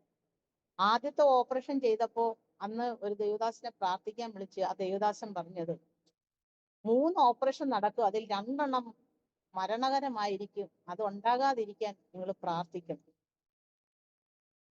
അങ്ങനെ ഞങ്ങള് 2018 വരെ 2020 വരെ ഞങ്ങള് ചെറിയവല്ല ദേശത്ത് ദൈവവേല ചെയ്തു. 18 വർഷം ഞങ്ങൾ അവിടെ നിന്ന് ദൈവവേല ചെയ്ത് 25 പേരെ സ്നാനപ്പെടുത്തി. അത് ചെറുപ്പക്കാരായിട്ടുള്ള ഹൈന്ദവരായിട്ടുള്ള കുടുംബങ്ങളിൽ നിന്ന് കൊണ്ടുവന്ന് 25 പേരെ സ്നാനപ്പെടുത്തി. അങ്ങനെ അവിടെ ഒരു സഭയായി. പിന്നീട് ഞങ്ങള് 2 സഹോദരന്മാരെ പാസ്റ്റർമാരാക്കി. അതിലൊരു സഹോദരൻ തിരുത്തുപുരത്ത്, ആ സഹോദരന്റെ കുഞ്ഞ് ബ്ലഡ് ക്യാൻസർ ആയിരുന്നു. കർത്താവ് അതിന് സൗഖ്യം കൊടുത്ത്. അങ്ങനെ ആ സഹോദരന് ലക്ഷങ്ങൾ കടമുണ്ടായിരുന്നു. ദൈവം ആ കടമൊക്കെ നീക്കി. അങ്ങനെ ആ സഹോദരൻ തിരുത്തുപുരം പള്ളിയിലെ സൺഡേ സ്കൂളിന്റെ ഹെഡ് മാസ്റ്റർ ആയിരുന്നു. അതുപോലെ മർമാണിയാണ്, പിന്നെ കളരി അഭ്യാസിയാണ്. ആ സഹോദരനെ സ്നാനപ്പെടുത്താൻ ദൈവം ഇടയാക്കി. അവര് കുടുംബമായി ഇന്ന് കർത്താവിന്റെ വേലയിൽ അവരുടെ ദേശത്തായിരിക്കുന്നു. അതുപോലെ ഗണേഷ് എന്ന് പറയുന്ന ഒരു പയ്യനെ ദൈവസന്നദ്ധിയിൽ ഒരുക്കിയെടുത്ത് ദൈവവേലയിലാക്കി. ആ സഹോദരൻ ഇപ്പൊ ബൈബിൾ കോളേജിൽ പഠിച്ച് അവിടെ ധനുവച്ചപുരത്ത് IPC-യില് പാസ്റ്ററായിട്ടായിരിക്കുന്നു. അങ്ങനെ അനേകരെ കർത്താവിങ്കിൽ കൊണ്ടുവരുവാനും, അതുപോലെ അനേകരുടെ, അതായത് പല പല ഉപവാസ പ്രാർത്ഥനകളിലും പല സഭകളിലും ചെന്നിട്ടും വിടുതലില്ലാത്ത ഭൂതബാധിതരായിരുന്ന അനേക വ്യക്തികൾക്ക് സൗഖ്യം കർത്താവ് കൊടുത്തു. ക്യാൻസർ, അതായത് വയറ്റില് മുഴയും 2 മാസം ഗർഭിണിയായിട്ടിരുന്ന ഒരു സഹോദരിക്ക് ഓപ്പറേഷൻ യൂട്രസോടെ എടുത്തു കളയണമെന്ന്, ആ കുഞ്ഞിയും യൂട്രസും ഒരുമിച്ച് എടുത്തു കളയണമെന്ന് പറയാനിടയായി. ആ സഹോദരി നെയ്യാറ്റിൻകരയിലുള്ളതാണ്. ആ സഹോദരിക്ക് വേണ്ടി 21 ദിവസം ഉപവാസത്തില് കൈവച്ച് പ്രാർത്ഥിച്ച്, ഒരു ഗ്ലാസ് വെള്ളം പ്രാർത്ഥിച്ചു കൊടുത്ത ആ സഹോദരിയുടെ മുഴ അപ്രത്യക്ഷമായി. ഇന്ന് ആ കുഞ്ഞ് ആരോഗ്യത്തോടായിരിക്കുന്നു.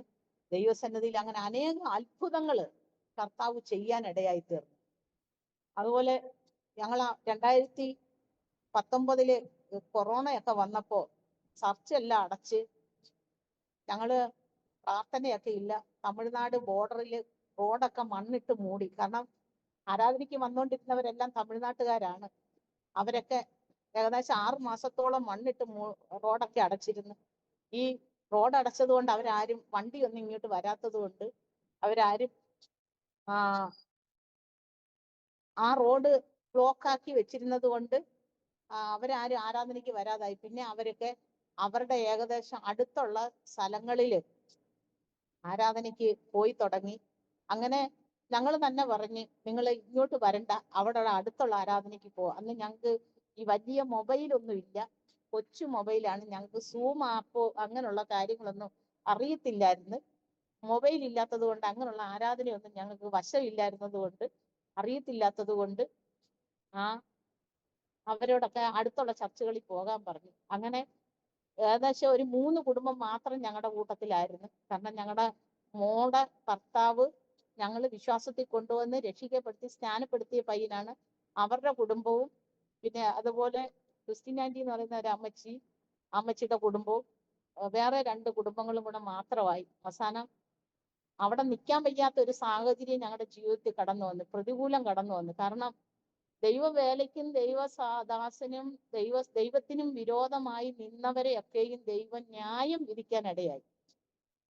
ദൈവസഭയ്ക്ക് വിരോധമായി എഴുന്നേറ്റവരൊക്കെ ദൈവം ന്യായം വിധിക്കാൻ ഇടയായി തീർന്നത് കൊണ്ട് ആ ദേശത്ത് ഒരു ഭയം ദൈവം അയക്കാനിടയായി.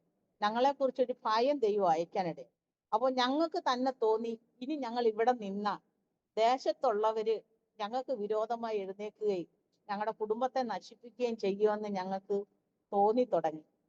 അങ്ങനെ ആ ഒരു സാഹചര്യം വന്നതുകൊണ്ട് തിരിച്ച് നാട്ടിലേക്ക് പോരാമെന്ന് ചിന്തിച്ച്, അപ്പോ ഞാൻ 10ാം ക്ലാസ് കഴിഞ്ഞിട്ട് 2.5 വർഷം നേഴ്സിംഗ് പഠിക്കാൻ പോയി. അന്നത്തെ കാലത്ത് പ്രീ ഡിഗ്രിക്കാണ് പോകുന്നത്. കോളേജിലൊന്നും പോകാൻ സാഹചര്യം ഇല്ലാത്തത് കൊണ്ട് 2.5 വർഷം നേഴ്സിംഗ് പഠിച്ചിട്ട് ANM പാസ്സായി. ഞാൻ നേഴ്സിംഗ് പഠിച്ചതാണ്. അന്ന് ഹോസ്പിറ്റലിലൊക്കെ വർക്ക് ചെയ്തുകൊണ്ടിരുന്ന് അതിനുശേഷം 2000 എനിക്ക് പാസ്പോർട്ട് എടുത്തു വെച്ച് ഗൾഫിൽ പോയില്ല. കർത്താവിന്റെ വേലയ്ക്ക് വേണ്ടി ഇറങ്ങി തിരിച്ചു. 2018 സാമ്പത്തിക ഞെരുക്കം വന്ന് ചർച്ചിലെ പ്രാർത്ഥനകളൊക്കെ കുറഞ്ഞ്, മീറ്റിങ്ങുകൾ കുറഞ്ഞ്, ഇങ്ങനെ ഒരു സാഹചര്യം വന്ന് കുഞ്ഞുങ്ങളൊക്കെ വളർന്ന് അവർക്ക് പഠിക്കാനും അവരുടെ ജീവിതത്തിന് വേണ്ടുന്ന കാര്യങ്ങളൊക്കെ ബുദ്ധിമുട്ടായപ്പോൾ ജോലിക്ക് പോകാമെന്ന് തീരുമാനിച്ച് 2018 ഗൾഫിൽ പോയി. ഗൾഫിൽ ചെന്ന് ഒരു 6 മാസം കഴിഞ്ഞപ്പോ ദേവദാസന് വയ്യാതായി. പല്ലെല്ലാം കൂടെ കയറി പഴുത്ത് മുഖമൊക്കെ നീരായി. അപ്പോ ഹോസ്പിറ്റലിൽ ചെന്നപ്പോ റൂട്ട് കനാല് ചെയ്യണമെന്ന് പറഞ്ഞ്, അപ്പൊ എന്നോട് വിളിച്ചു പറഞ്ഞ്, നീ ഗൾഫിൽ നിന്നോ, ഞാൻ മരിച്ചു പോകും. എന്നെ RCC കൊണ്ടുപോകാനാണ് ഡോക്ടർ എഴുതി തന്നിരിക്കുന്നത്, എന്റെ വായിലെല്ലാം ക്യാൻസർ ആണ് എന്ന് പറഞ്ഞ് എന്നെ തിരിച്ച് വിളിച്ചു കൊണ്ടുവന്ന് ഞാൻ ഇനി നാട്ടിൽ വന്നു. നാട്ടിൽ വന്നതിന് ശേഷം 2000 ആണ്ട്, അതായത് കൊറോണ തുടങ്ങി, 2019 കൊറോണ തുടങ്ങി. 2020 ജനുവരി ഫെബ്രുവരി മാസത്തില് ഞാൻ ഇവിടുന്ന് ഗൾഫിൽ പോയി. കുവൈറ്റിൽ ചെന്ന് ഞങ്ങള് ഏകദേശം ഒരു 5 സഹോദരിമാരുണ്ടായിരുന്നു, നേഴ്സന്മാരുണ്ടായിരുന്നു. ഞങ്ങൾ ചെന്ന് ഫ്ലൈറ്റിൽ ഇറങ്ങി, അവിടെ ക്വാറന്റൈനിലായി. ഞങ്ങൾ ചെന്നിറങ്ങിയതിന്റെ അന്ന് തന്നെ ഫ്ലൈറ്റ് എല്ലാ എയർപോർട്ടും അടച്ചു. അങ്ങനെ 2022 വരെ ഞാൻ ഗൾഫിൽ ജോലി ചെയ്ത സാഹചര്യത്തില് ഞാൻ 2018 ഞാൻ ജോലിക്ക് പോകുമ്പോൾ ഞാൻ ഇങ്ങനെ പറയാനിടയായി. എൻ്റെ മൂത്ത മോൾക്ക് 20 വയസ്സായി, ഡിഗ്രിക്ക് പഠിക്കുകയാണ്. അവളെ കെട്ടിച്ചു വിടാനുള്ള സാമ്പത്തികം ഇല്ല. അതുകൊണ്ട് ഞാൻ ജോലിക്ക് പോയി അവളെ കെട്ടിക്കാന്ന് തീരുമാനിച്ചു. ആ തീരുമാനത്തോടാണ് ഞാൻ ഗൾഫിൽ പോകുന്നത്. പക്ഷെ ഞാൻ ഗൾഫിൽ പോയി അവിടെ ചെന്ന് ഏകദേശം 8 മാസം 9 മാസം ഞാൻ ഗൾഫിൽ നിന്നപ്പോഴാണ് പാസ്റ്റർക്ക് സുഖമില്ലാതായത്. ആ സമയത്ത് ഈ പയ്യന്റെ വീട്ടുകാർ വന്ന് പറഞ്ഞ്, ഇവളെ കെട്ടിച്ചു കൊടുക്കണം, സ്ത്രീധനം ഒന്നും വേണ്ട. അങ്ങനെ ഡിഗ്രിക്ക് 3-ാം വർഷം പഠിച്ചുകൊണ്ടിരുന്ന അവളെ കെട്ടിച്ച്, ഞാൻ പോലും ഇല്ലാത്ത സമയത്ത് അവിടെ കല്യാണം കൂടാനോ മറ്റൊരു കാര്യത്തിന് എനിക്ക് കൂടാൻ പോലും ദൈവം എന്ത് ചെയ്തില്ല, സമ്മതിച്ചില്ല. കാരണം കർത്താവിന്റെ വേലയ്ക്ക് വേണ്ടി ഇറങ്ങിയിട്ട് നമ്മളെ കൊണ്ട് എന്ന് തീരുമാനിച്ച് ഇറങ്ങി തിരിച്ചത് കൊണ്ട് കർത്താവ് പറഞ്ഞു, നിന്നെ കൊണ്ടാവുകയല്ല, എന്നെ കൊണ്ട് കഴിയും. അങ്ങനെ അവിടെ കല്യാണം പോലും കാണാനുള്ള ഭാഗ്യം എനിക്ക് ദൈവം തന്നില്ല. കാരണം എൻ്റെ വാക്കാണ്, ഞാൻ ജോലി ചെയ്ത് എൻ്റെ മോളെ കെട്ടിക്കണം. കാരണം കർത്താവിനോട് ചോദിച്ചാൽ കർത്താവിന്റെ ഭക്തന്മാർക്ക് എല്ലാം തരുമെന്ന് കർത്താവ് തന്നെ വചനം പറയുന്നു. സുവിശേഷം കൊണ്ട് ജീവിക്കണം, കർത്താവ് നമുക്ക് തരാൻ ശക്തനാണ് എന്ന് നമ്മൾ അനുഭവിച്ചറിഞ്ഞിട്ടും ആ സാഹചര്യത്തിൽ നിൽക്കാതെ ജോലിക്ക് പോയപ്പോ കർത്താവ് എന്ത് ചെയ്ത് അവിടെ കല്യാണം നടത്തി. അങ്ങനെ 2 മക്കളുമായി. അതിനുശേഷം 2022 ഞാൻ തിരിച്ചു വന്ന് അപ്പോ ഞങ്ങൾ അവിടെ ആയിരിക്കുമ്പോൾ 2014 കർത്താവ് തന്ന വീട് ഞങ്ങള് ഇവിടെ വിറ്റിട്ട് അവിടെ അവിടെ പള്ളി പണിയാന്ന് പറഞ്ഞ് ഇവിടെ വിറ്റ് അച്ഛൻ 2015 ഡിസംബർ മാസത്തില് അച്ഛൻ ദുബായിൽ മീറ്റിങ്ങിന് പോയി. അവിടെ ദുബായില് അബുദാബിയിലൊക്കെ പ്രസംഗിക്കാൻ പോയി കൊണ്ടുവന്ന പൈസയും ഈ വീടിന് കടം ഉണ്ടായിരുന്നു, കടമെല്ലാം തീർത്തിട്ട് ബാക്കി വന്ന പൈസയും കൂടെ ഞങ്ങൾ വേറൊരാളുടെ വസ്തുവില് വാടകയ്ക്ക് എടുത്തിട്ട് ആ വസ്തുവില് ഹാള് പണിത് അവിടെ നല്ലൊരു ചർച്ച് ആക്കി. ആ ചർച്ച് ഇപ്പോഴും അവിടെ നമ്മുടെ പേര് തന്നെ ഉണ്ട്. ചർച്ചും ഉണ്ട്, അവിടെ മൈക്ക് സെറ്റ് ഉണ്ട്, എല്ലാ കാര്യങ്ങളുണ്ട്. അവിടെ മാസത്തില് ഒക്കെ ഞങ്ങൾ പോയി അവിടെ ഇരുന്ന് പ്രാർത്ഥിക്കും. ആത്മാക്കൾ ആരും ഇല്ല അവിടെ. എല്ലാരെയും പറഞ്ഞ് വേറെ വേറെ സഭകളിൽ ഞങ്ങൾ വിട്ടു. ഇപ്പൊ നമ്മുടെ മോളും കുടുംബവും പോലും ഇപ്പൊ കോവളത്ത് അവരവിടെ IPCയിലാണ് ആരാധനയ്ക്ക് പോകുന്നത്. അപ്പോ കർത്താവിന്റെ വേല ഞങ്ങൾ അവിടുന്ന് വന്നിട്ട് ഈ ദേശത്ത്, നമ്മുടെ സ്വന്തം ദേശത്ത് നമ്മൾ സാക്ഷിയാകണമല്ലോ, മാതൃകയാണല്ലോ, കർത്താവിന്റെ വേല ചെയ്യണമല്ലോ. അങ്ങനെ ആ ഒരു തീരുമാനത്തില് 2022 ഞങ്ങൾ ചെറിയൊരു വീട് വെച്ച്, അത് ഒരു മുറി ഹാളും അടുക്കളയായിട്ട് ഞങ്ങൾ ഇങ്ങനെ വെച്ച്, എന്നിട്ട് അതിന്റെ മുകളിൽ ഒരു ഹാള് പണിയണമെന്ന് ആഗ്രഹിച്ച് ഇപ്പൊ ഞങ്ങൾ ആരാധിക്കുന്നിടത്ത് ഞങ്ങളുടെ ദേശത്ത് നിന്ന് 2 വ്യക്തികള് ഹിന്ദുക്കളാണ്. അവരെ വിശ്വാസത്തില് സുവിശേഷം പറഞ്ഞ് പ്രാർത്ഥിച്ച് ദൈവം അവർക്ക് വിടുതൽ കൊടുത്ത് അങ്ങനെ അവരെ രക്ഷിക്കപ്പെടുത്തി. ഈ വർഷം ഞങ്ങൾക്ക് 2025 ഡിസംബർ മാസം അവരെ സ്നാനപ്പെടുത്തണമെന്ന് ഇങ്ങനെ ഞങ്ങൾ പ്രാർത്ഥിച്ചുകൊണ്ടിരുന്നു. അപ്പോ 2025 ആഗസ്റ്റ് മാസം 11-ാം തീയതി അച്ചാച്ചൻ ആക്സിഡന്റ് ആയി. അപ്പൊ ഈ ആക്സിഡന്റ് ദൈവത്തിന്റെ ദാസൻ ആലോചന പറഞ്ഞ് എന്നാൽ ഞങ്ങൾക്ക് ദർശനവും തന്നു. അച്ചാച്ചനെ മരിച്ച് മോർച്ചറിയിൽ നിന്ന് ഇറക്കി കൊണ്ടുവരുന്നതായിട്ടാണ് ദൈവം തന്ന ദർശനം. ആ സാഹചര്യത്തില് അച്ചാച്ചൻ ആക്സിഡന്റ് ആയി, 4 മൂന്നായിട്ട് ഒടിഞ്ഞ് പ്ലാസ്റ്റർ ഇട്ട് ഇരുന്ന് അച്ചാച്ചനെ ആശുപത്രിയിൽ നിന്ന് കൊണ്ടുവന്ന് ഒരാഴ്ച കഴിഞ്ഞപ്പോ ഞാനിങ്ങനെ തീ കത്തിച്ചോണ്ടിരുന്നപ്പോ എടുത്ത് അടുപ്പിലൊഴിച്ച് ഈ ആള് എന്റെ മുഖം ഇപ്പൊ ഇങ്ങനെ ഇരിക്കുന്നത് അതാണ്. അതായത് നവംബർ മാസം 3-ാം തീയതി എന്റെ മുഖം ഇങ്ങനെ കത്താനിടയായി. കാരണം എന്റെ തലമുടി മൊത്തത്തിൽ മുഴുവനായി കത്തിപ്പോയി, മുഴുവനായിട്ട് കത്തിപ്പോയി. ഇങ്ങനെ തല നിന്ന് കത്തി. എന്റെ മക്കള് 2 പേരും 2 കൊച്ചുമക്കളും എന്റെ അരിക്ക് തന്നെ നിന്നതാ. ആ ടിന്നറും കുപ്പിക്ക് തീ പിടിച്ചിരുന്നെങ്കിൽ ഞങ്ങൾ 5 പേരും മരിച്ചു പോകും. എന്നാ ദൈവം അപ്പൊ അന്ന് രാത്രി ഇത് സംഭവിക്കുന്നതിന്റെ തലേന്ന് രാത്രിയില് എന്റെ മനസ്സിന് വളരെയേറെ ഭാരമായി. ഞാൻ നിലവിളിച്ചു. രാത്രി മുഴുവൻ ഞാൻ കരഞ്ഞു, കർത്താവേ എന്റെ കുടുംബത്തെ വിടുവിക്കണം, എന്റെ കുടുംബത്തെ രക്ഷിക്കണം, ഞാൻ എന്തോ അനർത്ഥം വരാൻ പോകുന്നു, ഞങ്ങളെ വിടുവിക്കണേ കർത്താവെ, ഞങ്ങളെ എന്റെ തലമുറയെ രക്ഷിക്കണേ, ഇങ്ങനെ നിലവിളിച്ചുകൊണ്ടിരുന്നു. രാവിലെ 10 മണിയായപ്പോഴാണ് ഇത് സംഭവിക്കുന്നത്. തല ഇങ്ങനെ നിന്ന് കത്തി ഏകദേശം ഒരു 10 മിനിറ്റോളം തല ഇങ്ങനെ കത്തി, മുടി ഇങ്ങനെ നിന്ന് കത്തി, മുഖത്തെല്ലാം തീ ആളി, മുഖം ചുണ്ടും എല്ലാം വെന്ത്. അങ്ങനെ ഞാൻ ഇത് തീ കത്തിക്കൊണ്ടിരുന്നപ്പോ ഞങ്ങൾ എല്ലാരും നിലവിളിക്കുക, വെള്ളം ഒഴിക്കണമെന്നൊന്നും ഒരു മൈൻഡിലില്ല. അങ്ങ് ഞങ്ങളുടെ മൈൻഡ് എല്ലാം അങ്ങ് മാറിപ്പോയി, എന്തോ ചെയ്യണമെന്ന് അറിയത്തില്ല. പക്ഷെ 2 ആഴ്ച ഞങ്ങളുടെ വീട്ടില്, അനിയൻ താഴെയാണ് താമസിക്കുന്നത്, അനിയൻ വീട്ടിലില്ലായിരുന്നു. 2 ആഴ്ച മലപ്പുറത്തായിരുന്നു. അവൻ വണ്ടിയിൽ വന്നിറങ്ങി, കാറിൽ വന്നിറങ്ങി താഴോട്ട് വരുമ്പോ എന്റെ തല കത്തിക്കൊണ്ട് നിൽക്കുക. പെട്ടെന്ന് അവൻ വെള്ളം എടുത്തൊഴിച്ച് തീ കിടത്തി. ഞാൻ തന്നെ നടന്ന് റോഡിൽ വന്ന ഒരു ആട്ടോ വിളിച്ച് ഹോസ്പിറ്റലിൽ പോയി. ഹോസ്പിറ്റലിൽ ചെന്ന ഉടനെ അവരെനിക്ക് ഓക്സിജൻ തന്നു. കാരണം തല കത്തിയതുകൊണ്ട് ശ്വാസം കിട്ടാത്തൊരവസ്ഥയായിരുന്നു. അങ്ങനെ തല മൊത്തത്തിൽ കത്തി. അങ്ങനെ അവിടുന്ന് ഉടനെ ഡോക്ടർ തന്നെ ആംബുലൻസ് വിളിച്ച്. അപ്പോ അച്ചാച്ചനും ആശുപത്രി പോയിരുന്നതാ, കാല് കാണിക്കാൻ വേണ്ടി അച്ഛൻ ആശുപത്രി പോയിരുന്നു. അച്ചാച്ചനും വന്ന്, മക്കള് 2 പേരും ആശുപത്രിയിൽ വന്ന്. ഞങ്ങള് അവിടുന്ന് മെഡിക്കൽ കോളേജിൽ പോയി. മെഡിക്കൽ കോളേജിൽ ചെന്നപ്പോൾ എനിക്ക് വെളിപ്പാട് പുസ്തകം 2-ാം അധ്യായത്തില് സ്മുർണ്ണയുടെ സഭയ്ക്ക് ദൂതൻ എഴുതുന്ന ഒരു ദൂതാണ് എനിക്ക് കർത്താവ് തന്നത്. 10 ദിവസം നിങ്ങളിൽ ചിലരെ സാത്താൻ ഏൽപ്പിച്ചു കൊടുക്കും. 10 ദിവസം നിങ്ങൾക്ക് ഉപദ്രവം ഉണ്ടാകും. എന്നാൽ നിങ്ങൾക്ക് 2-ാം മരണത്തിൽ ദോഷം വരികയില്ല. നിങ്ങള് ജീവപര്യന്തം വിശ്വസ്തരായിരിക്കുക. നിങ്ങൾക്ക് അല്പമേ ശക്തിയുള്ളെങ്കിലും നിങ്ങൾ എന്റെ വചനം കാത്തതുകൊണ്ട് ഞാൻ നിങ്ങളെ വിടുവിക്കും.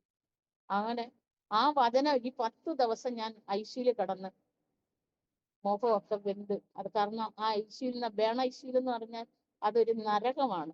കാരണം മരിച്ചു പോകുന്ന, ജീവന് ഒരു വിലയുമില്ലാതെ മരിച്ചു മാറ്റപ്പെടുന്നവര് മാംസം ഗന്ധം നിലവിളി, ഈ ഒരവസ്ഥയിൽ 10 ദിവസം ഓക്സിജൻ തന്ന് എന്നെ അവിടെ ഇട്ടിരുന്നു.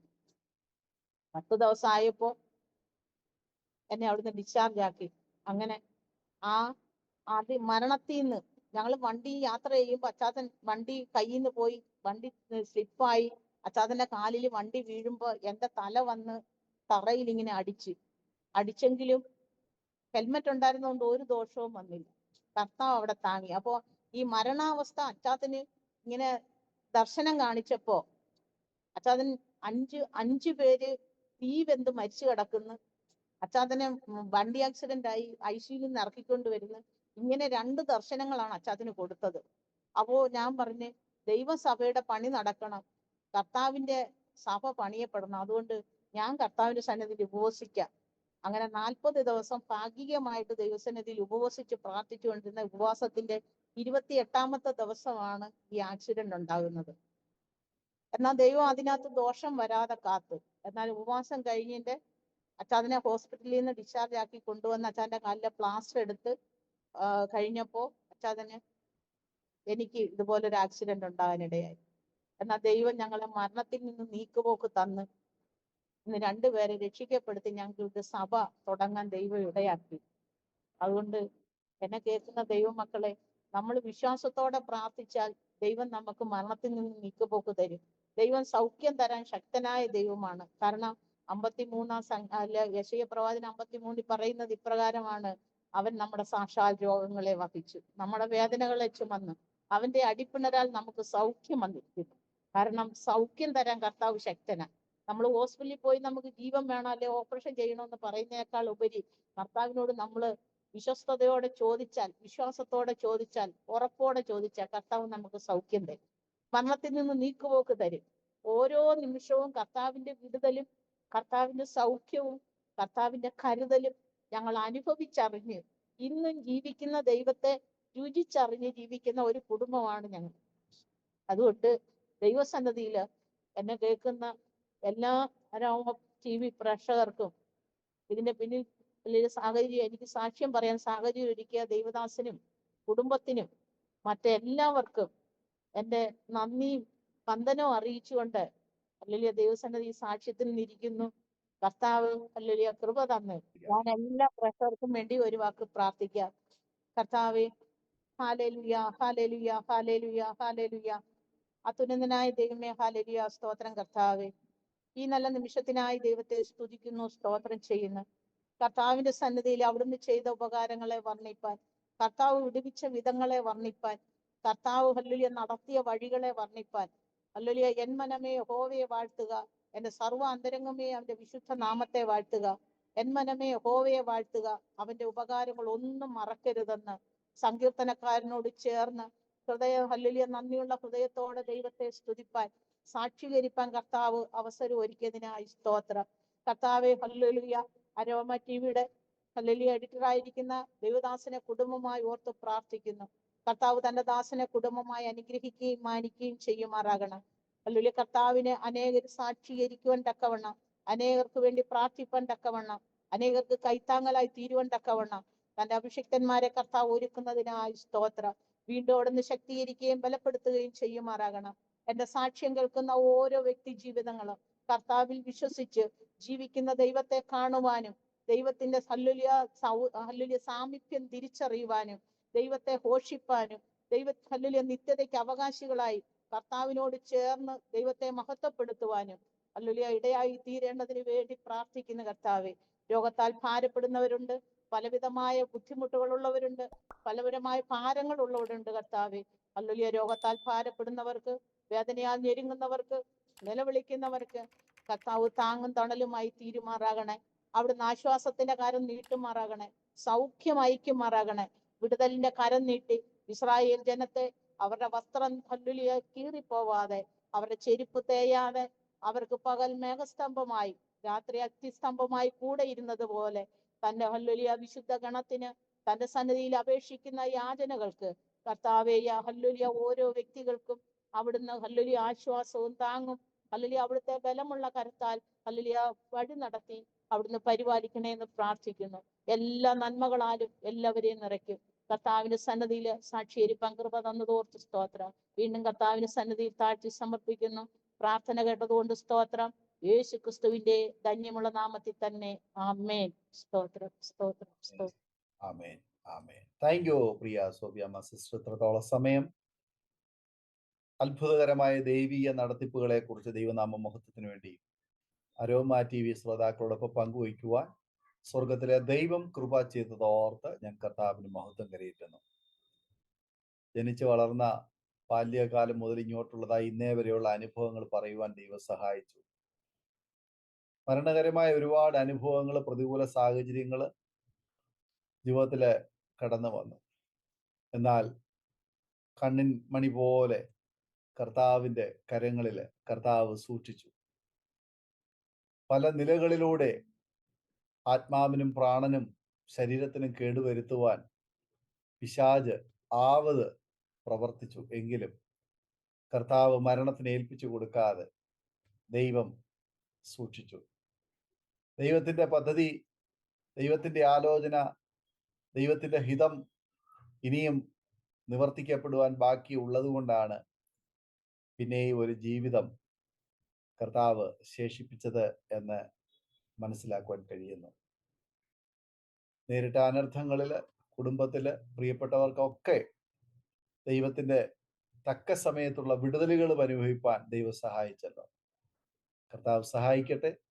സൗഖ്യത്തോടെ, ആരോഗ്യത്തോടെ, ദീർഘായുസ്സോടെ കർത്താവിന് വേണ്ടി ഉത്തമ സാക്ഷിയായി അന്ത്യത്തോളം നിൽക്കുവാൻ ദൈവം കൃപ ചെയ്യട്ടെ എന്ന് ഇത്തരണത്തിൽ ആശംസിക്കുന്നു, പ്രാർത്ഥിക്കുന്നു. സമയം വേർതിരിച്ച് അരോമ TV പ്രേക്ഷകരോടൊപ്പം സാക്ഷ്യം പങ്കുവെച്ചതിന് പ്രത്യേകം നന്ദി അറിയിക്കുന്നു. കർത്താവ് കുടുംബമായി അനുഗ്രഹിക്കുമാറാകട്ടെ. പ്രേക്ഷകരെ, നിങ്ങൾക്ക് ഈ സാക്ഷ്യം ഒരു അനുഗ്രഹത്തിന് കാരണമായി തീർന്നു ഞങ്ങൾ വിശ്വസിക്കുകയാണ്. നിങ്ങൾ കേട്ട ഈ സാക്ഷ്യം നിങ്ങളുടെ പ്രിയപ്പെട്ടവർക്ക്, സുഹൃത്തുക്കൾക്ക് കൂടി ഷെയർ ചെയ്ത് കൊടുക്കണം. നിങ്ങളുടെ വിലയേറിയ അഭിപ്രായങ്ങളും നിർദ്ദേശങ്ങളും കമന്റ് ബോക്സിൽ രേഖപ്പെടുത്താൻ മറക്കരുത്. നിങ്ങൾക്കൊരു പ്രാർത്ഥനാ വിഷയമുണ്ട് ഞങ്ങളുമായി പങ്കുവയ്ക്കുവാൻ ആഗ്രഹിക്കുന്നുവെങ്കിൽ സ്ക്രീനിൽ കാണുന്ന വാട്സപ്പ് നമ്പറിൽ ഞങ്ങളെ അറിയിച്ചാൽ തീർച്ചയായിട്ടും ഞങ്ങൾ നിങ്ങൾക്ക് വേണ്ടി പ്രാർത്ഥിക്കുന്നു. സാക്ഷ്യം പറഞ്ഞ പ്രിയപ്പെട്ടവരോടൊപ്പം എല്ലാ തിങ്കളാഴ്ചയും രാത്രി 9 മണി മുതൽ ഓൺലൈനിലൂടെ നടക്കുന്ന പ്രാർത്ഥനാ കൂട്ടായ്മയിലും നിങ്ങൾക്ക് പങ്കുകൊള്ളാവുന്നതാണ്. അടുത്ത അനുഗ്രഹിക്കപ്പെട്ട സാക്ഷ്യവും വചനചിന്തയുമായി നാം വീണ്ടും കൂടിക്കാണുമ്പോഴേയും എല്ലാ പ്രിയപ്പെട്ടവർക്കും goodbye. God bless you all. ആമേൻ. ഓർമ്മയുടെ മനോരഥത്തിൽ മായാത്ത ഓർമ്മയ്ക്കായി അരോമ മാട്രിമോണിയിൽ നിന്നും ജീവിത പങ്കാളിയെ കണ്ടെത്തൂ. നിങ്ങൾ ഒരു ക്രിസ്തീയ ജീവിത പങ്കാളിയെ അന്വേഷിക്കുകയാണോ? അതോ മക്കൾക്ക് അനുയോജ്യമായ ഒരു തക്ക തുണയ്ക്ക് വേണ്ടി പ്രാർത്ഥിക്കുന്ന വ്യക്തിയാണോ? എങ്കിൽ അരോമ മാട്രിമോണി നിങ്ങൾക്ക് വേണ്ടിയാണ്. ഇന്നു തന്നെ സൗജന്യമായി രജിസ്റ്റർ ചെയ്യൂ. അരോമ മാട്രിമോണിയുടെ പ്രത്യേകതകൾ: രജിസ്ട്രേഷൻ തികച്ചും സൗജന്യം. ലോകത്തെവിടെയുമുള്ള അനുയോജ്യമായ ക്രിസ്തീയ ജീവിത പങ്കാളിയെ തിരഞ്ഞെടുക്കാം. വിവാഹം നടക്കുന്നതുവരെ സർവീസ് ലഭിക്കുന്നു. ഏറ്റവും ചെറിയ പാക്കേജുകളും തിരഞ്ഞെടുക്കാം. അരോമ മാട്രിമോണി നിങ്ങൾക്കായി ഒരുക്കുന്നു വിവാഹം പരമാനന്ദം. Email aroma matrimony2020@gmail.com.